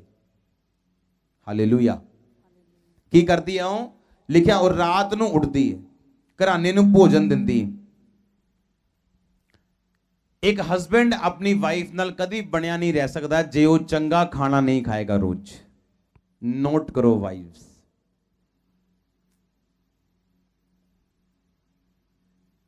ਮੈਨੂੰ ਆਉਂਦਾ ਨਹੀਂ, ਰੋਟੀ ਬਣਾਣੀ ਨਹੀਂ ਆਉਂਦੀ ਮੈਨੂੰ। ਕਿੰਨੇ ਦਿਨ ਨਹੀਂ ਆਉਂਦੀ ਰੋਟੀ ਬਣਾਣੀ? 1 ਸਾਲ ਨਹੀਂ ਆਉਂਦੀ ਤੈਨੂੰ? ਤੇਰੇ ਘਰਦਿਆਂ ਨੇ ਨਹੀਂ ਸਿਖਾਇਆ? ਨੋ ਪ੍ਰੋਬਲਮ, ਕੋਈ ਮੇਣਾ ਨਹੀਂ, ਕੋਈ ਤਾਨਾ ਨਹੀਂ। ਕਿ ਤੈਨੂੰ ਸਿੱਖਣੀ ਵੀ ਨਹੀਂ ਆਉਂਦੀ ਰੋਟੀ ਬਣਾਣੀ? ਕੁਝ ਵੀ ਚੱਲਦਾ ਹੈ ਕਿਸੇ ਕਿਸੇ ਦਿਨ, ਨਮਕ ਉੱਤੇ ਥੱਲੇ ਵੀ ਚੱਲੇਗਾ ਕਿਸੇ ਕਿਸੇ ਦਿਨ, ਰੋਜ਼ ਨਹੀਂ। ਮੀਨਸ ਕਿ ਤੁਹਾਨੂੰ ਵਾਈਫਸ ਨੂੰ ਆਪਣੇ ਹਸਬੈਂਡਸ ਦੇ ਜਿਹੜੀਆਂ ਲਾਈਕਸ ਔਰ ਡਿਸਲਾਈਕਸ, ਕਿ ਤੁਹਾਡੇ ਹਸਬੈਂਡ ਨੂੰ ਕੀ ਪਸੰਦ ਆ ਔਰ ਕੀ ਨਾ ਪਸੰਦ ਆ, ਖਾਣ ਦੇ ਵਿੱਚ, ਪਹਿਨਣ ਦੇ ਵਿੱਚ ਕਿਹੜਾ ਕਲਰ ਪਸੰਦ ਆ, ਕਿਹੜੀ ਗੱਲ ਪਸੰਦ ਆ, ਇਹ ਸਾਰੀਆਂ ਚੀਜ਼ਾਂ ਤੁਹਾਨੂੰ ਸਮਝ ਹੋਣੀ ਚਾਹੀਦੀ। ਖਾਣੇ ਦੇ ਸੇਮ ਹਸਬੈਂਡ ਔਰ ਸੇਮ ਐਜ਼ ਹਸਬੈਂਡ ਨੂੰ ਪਤਾ ਹੋਣਾ ਚਾਹੀਦਾ ਕਿ ਕਿਹੜੀ ਗੱਲ ਤੋਂ ਉਹਦੀ ਵਾਈਫ ਡਿਸਲਾਈਕ ਕਰਦੀ ਆ, ਉਹਨੂੰ ਪਸੰਦ ਨਹੀਂ ਕਰਦੀ ਇਹ ਚੀਜ਼ਾਂ। ਜਦੋਂ ਇੱਕ ਦੂਸਰੇ ਨੂੰ ਅਸੀਂ ਖਿਜਾਵਾਂਗੇ। ਇੱਕ ਹੋਰ ਅੱਜ ਦੀ ਗੱਲ ਦੱਸ ਰਹੀ ਜਿਹੜੀ ਸ਼ਾਹਰੁਖ ਖਾਨ ਵਾਲੀ, ਜਿੱਦਾਂ ਕਿ ਹੁਣ ਵਾਈਫਸ ਕਈ ਵਾਰੀ ਆਪਣੇ ਹਸਬੈਂਡ ਨੂੰ ਚੜਾਉਣ ਲਈ ਕੀ ਕਰਦੀਆਂ ਕਿ ਆਪਣੇ ਕਿਸੇ ਐਕਟਰ ਦਾ ਨਾਮ ਲੈ ਕੇ ਕਿ ਨਹੀਂ ਉਹ ਸ਼ਾਹਰੁਖ ਖਾਨ ਮੇਰਾ ਬਹੁਤ ਫੇਵਰਟ ਆ, ਮੀਨਸ ਕਿ ਹਸਬੈਂਡ ਜੈਲਸ ਫੀਲ ਕਰੇ। ਬਟ ਇਸ ਚੀਜ਼ ਸਹੀ ਨਹੀਂ ਬਿਲਕੁਲ। ਤੁਹਾਡਾ ਹਸਬੈਂਡ ਤੁਹਾਡੇ ਲਈ ਸ਼ਾਹਰੁਖ ਖਾਨ ਹੈ, ਤੁਹਾਡੀ ਵਾਈਫ ਤੁਹਾਡੇ ਲਈ ਕੈਟਰੀਨਾ ਕੈਫ। ਯੈਸ, ਆਮੀਨ। ਤੁਹਾਡੇ ਹੀਰੋ ਔਰ ਹੀਰੋਇਨ ਹੀਰੋਇਨ ਤੁਹਾਡੀ ਵਾਈਫ ਤੁਹਾਡੇ ਹਸਬੈਂਡ ਹੋਣੇ ਚਾਹੀਦੇ। ਤੁਹਾਡੇ ਹਸਬੈਂਡ ਹੋਣੇ ਚਾਹੀਦੇ। ਲਿਖਿਆ ਇਹ ਪ੍ਰਿਯ ਤੂੰ ਸਰਵਾਂਗ ਸੁੰਦਰੀ ਤੁਝ ਮੇਂ ਕੋਈ ਦੋਸ਼ ਨਹੀਂ। ਇਹਦਾ ਮਤਲਬ ਇਹ ਨਹੀਂ ਉਹ ਬੜੀ ਕਿਤੇ ਮਿਸ ਯੂਨੀਵਰਸ ਦੀ ਗੱਲ ਕਰ ਰਿਹਾ ਇਹਦੇ 'ਚ, ਉਹ ਆਪਣੀ ਵਾਈਫ ਦੀ ਗੱਲ ਕਰ ਰਿਹਾ, ਵਾਈਫ ਆਪਣੇ ਹਸਬੈਂਡ ਦੀ ਗੱਲ ਕਰ ਰਹੀ।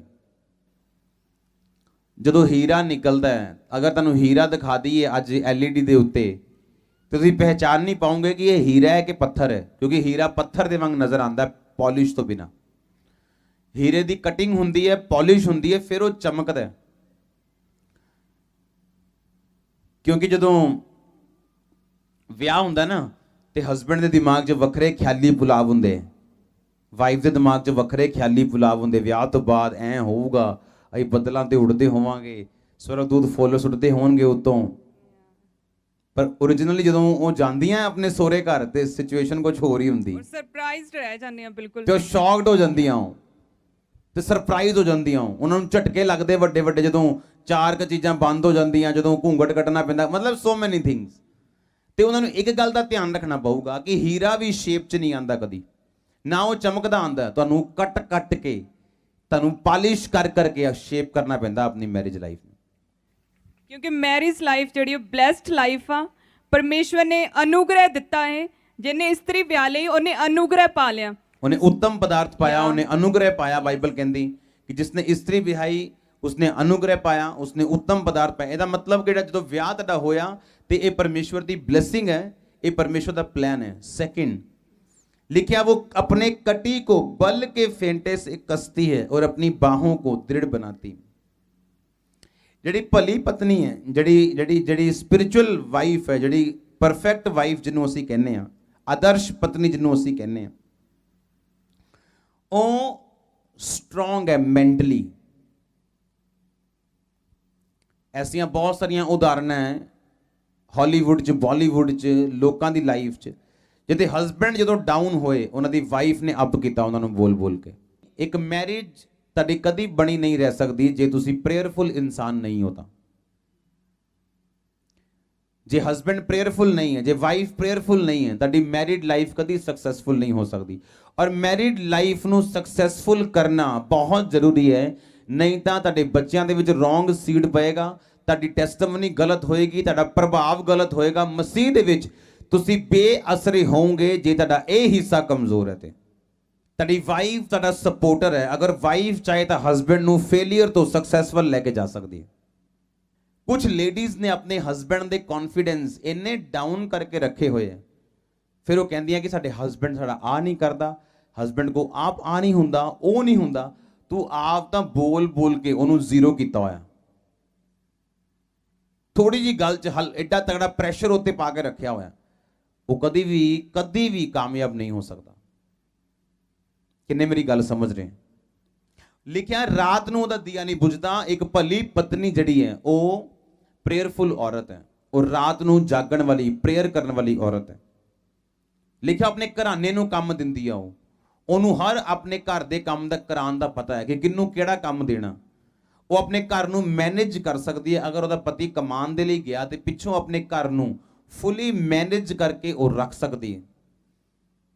ਇੱਕ ਕਮੀ ਜਿਹੜੀ ਆਪਾਂ ਮੈਰਿਡ ਲਾਈਫ ਦੇ ਵਿੱਚ ਦੇਖਦੇ ਹਾਂ, ਹਸਬੈਂਡ ਦਾ ਆਪਣੀ ਵਾਈਫ ਦੀਆਂ ਕਮੀਆਂ ਨੂੰ, ਵਾਈਫ ਦਾ ਆਪਣੇ ਹਸਬੈਂਡ ਦੀਆਂ ਕਮੀਆਂ ਨੂੰ ਆਪਣੇ ਮਾਤਾ ਪਿਤਾ ਦੇ ਨਾਲ, ਆਪਣੇ ਫੈਮਿਲੀ ਮੈਂਬਰ ਨਾਲ ਸ਼ੇਅਰ ਕਰਨਾ, ਇਹ ਤੁਹਾਡੀ ਸਭ ਤੋਂ ਵੱਡੀ ਗਲਤੀ ਹੈ।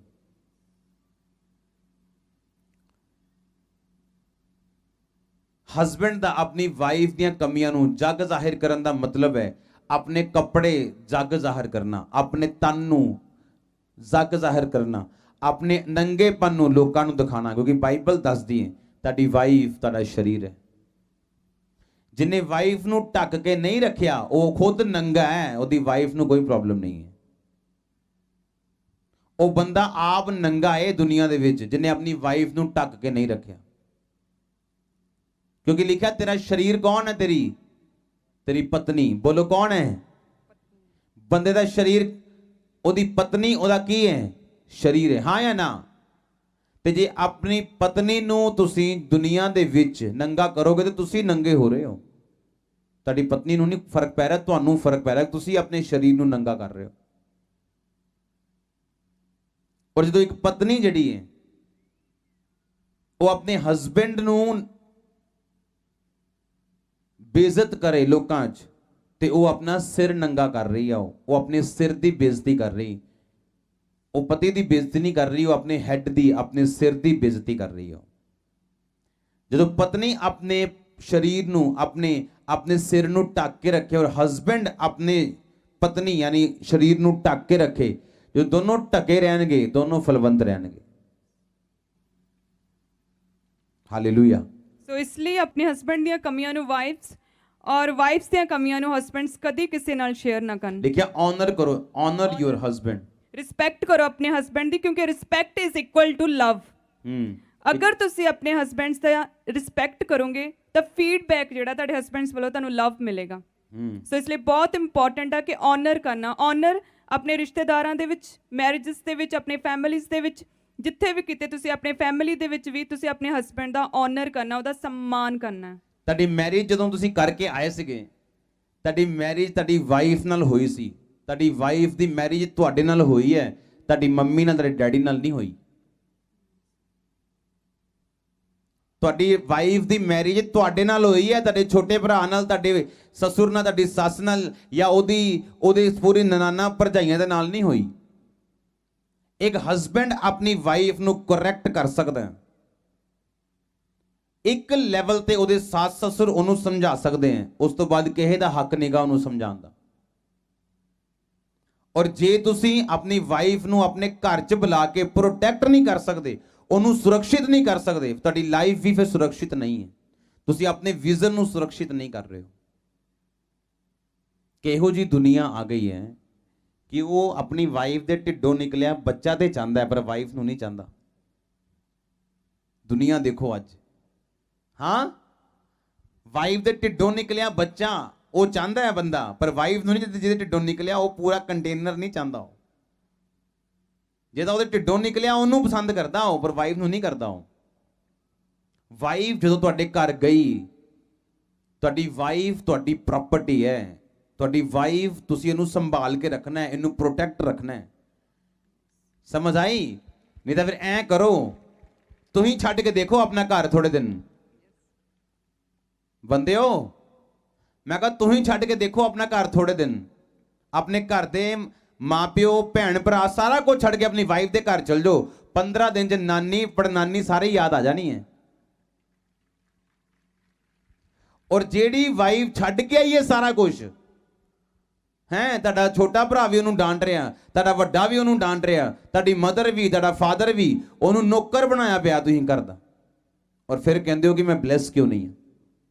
ਤੁਸੀਂ ਆਪਣੇ ਸਰੀਰ ਨੂੰ ਤੋੜੋਗੇ ਤੇ ਆਪ ਵੀ ਬਿਮਾਰ ਹੋਵੋਗੇ। ਤੁਸੀਂ ਜੇ ਸਰੀਰ ਨੂੰ ਬਚਾਓਗੇ ਤੇ ਆਪ ਵੀ ਹੈਲਦੀ ਹੋ। ਤੁਸੀਂ ਜੇ ਵਾਈਫ ਹੈਲਦੀ ਹੈ, ਲਾਈਫ ਹੈਲਦੀ ਹੈ।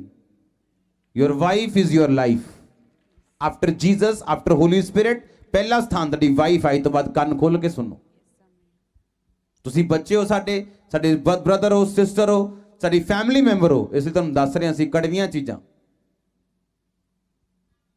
ਤੁਹਾਡੀ ਵਾਈਫ ਤੁਹਾਡੇ ਕਰ ਗਈ, ਹੁਣ ਤੁਹਾਡੇ ਪੂਰੀ ਫੈਮਿਲੀ ਕੋ ਪੂਰਾ ਲਾਇਸੈਂਸ ਮਿਲ ਗਿਆ ਉਹਨਾਂ ਨੂੰ।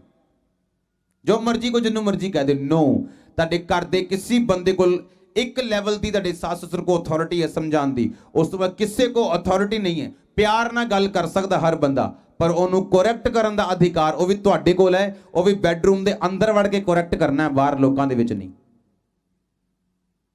ਜੇ ਬਾਹਰ ਆਪਣੀ ਵਾਈਫ ਦੀ ਬੇਇੱਜ਼ਤੀ ਕਰੋਗੇ ਤੇ ਆਪਣੀ ਬਾਡੀ ਨੂੰ ਨੰਗਾ ਕਰ ਰਹੇ ਹੋ ਤੁਸੀਂ, ਆਪਣੇ ਆਪ ਨੂੰ ਨੰਗਾ ਕਰ ਰਹੇ ਹੋ ਤੁਸੀਂ, ਆਪਣੇ ਆਪ ਨੂੰ ਆਪਣੀ ਬੇਇੱਜ਼ਤੀ ਕਰ ਰਹੇ ਹੋ ਤੁਸੀਂ। ਕਿਉਂਕਿ ਤੁਸੀਂ ਦੋਨੋਂ ਇੱਕ ਹੋ। ਹੁਣ ਤੁਸੀਂ ਦੋ ਜਣੇ ਨਹੀਂ ਹੋ, ਇੱਕ ਬੰਦਾ ਹੋ ਤੁਸੀਂ। ਕਿਵੇਂ ਮੈਨੂੰ ਮਜ਼ਾਕ ਨਾਲ ਕਹਿੰਦਾ ਹੁੰਦਾ, ਮੈਂ ਚੱਲਾਂ ਹੁਣ ਘੁੰਮਣ, ਤੇ ਕਹਿੰਦੀ ਹੁੰਦੀ ਮੈਂ ਕਹਾ ਤੂੰ ਮੇਰੇ 'ਚ ਹੀ ਹੈ, ਆਪਾਂ ਇਕੱਠੇ ਚੱਲੇ, ਮੈਂ ਮਤਲਬ ਤੂੰ। ਮੈਂ ਬਾਰ-ਬਾਰ ਇਹ ਗੱਲ 1 ਸਾਲ ਕਰੀ ਗਿਆ ਇਹਦੇ ਨਾਲ, ਮੈਂ ਚੱਲਣਾ ਘੁੰਮਣ, ਤੇਨੇ ਕਹਿੰਦਾ ਮੈਂ ਕਹਿੰਦਾ ਆਪਾਂ ਇਕੱਠੇ ਹੀ ਆ, ਮੈਂ ਮਤਲਬ ਤੂੰ ਵੀ।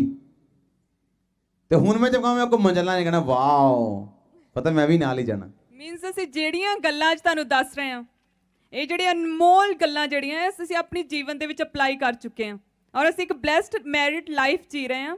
ਤੇ ਅਸੀਂ ਚਾਹੁੰਦੇ ਹਾਂ ਕਿ ਸਾਡੇ ਜਿਹੜੇ ਸਪਿਰਚੁਅਲ ਸਨਸ, ਡਾਟਰਸ ਵੀ ਆ, ਉਹ ਵੀ ਇੱਕ ਮੈਰਿਡ ਬਲੈਸਡ ਲਾਈਫ ਜੀ ਸਕਣ। ਆਮੀਨ। ਯੈਸ।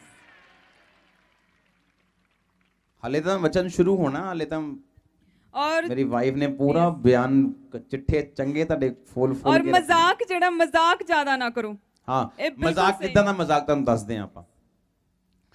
ਇੱਕ ਹੈ ਮਜ਼ਾਕ ਕਰ ਰਹੇ ਹਾਂ ਆਪਾਂ, ਆਪਸ ਇੰਜੋਏ ਕਰ ਰਹੇ ਹਾਂ ਗੱਲਾਂ ਨੂੰ, ਹਨਾ, ਡਿਸਕਸ਼ਨਸ ਕਰ ਰਹੇ ਹਾਂ। ਇੱਕ ਹੈ ਕਿ ਮਜ਼ਾਕ ਕਰੀ ਜਾਣਾ, ਉਹ ਤੇਰਾ ਨੱਕ ਵਿੰਗਾ, ਹਾਂ ਕਰਦੀ ਕੀ, ਕਰਦਾ ਕੀ, ਇਹ ਵਾਲਾ ਕਦੀ ਨਾ ਕਰੋ। ਐਪਰੀਸ਼ੀਏਟ ਕਰੋ।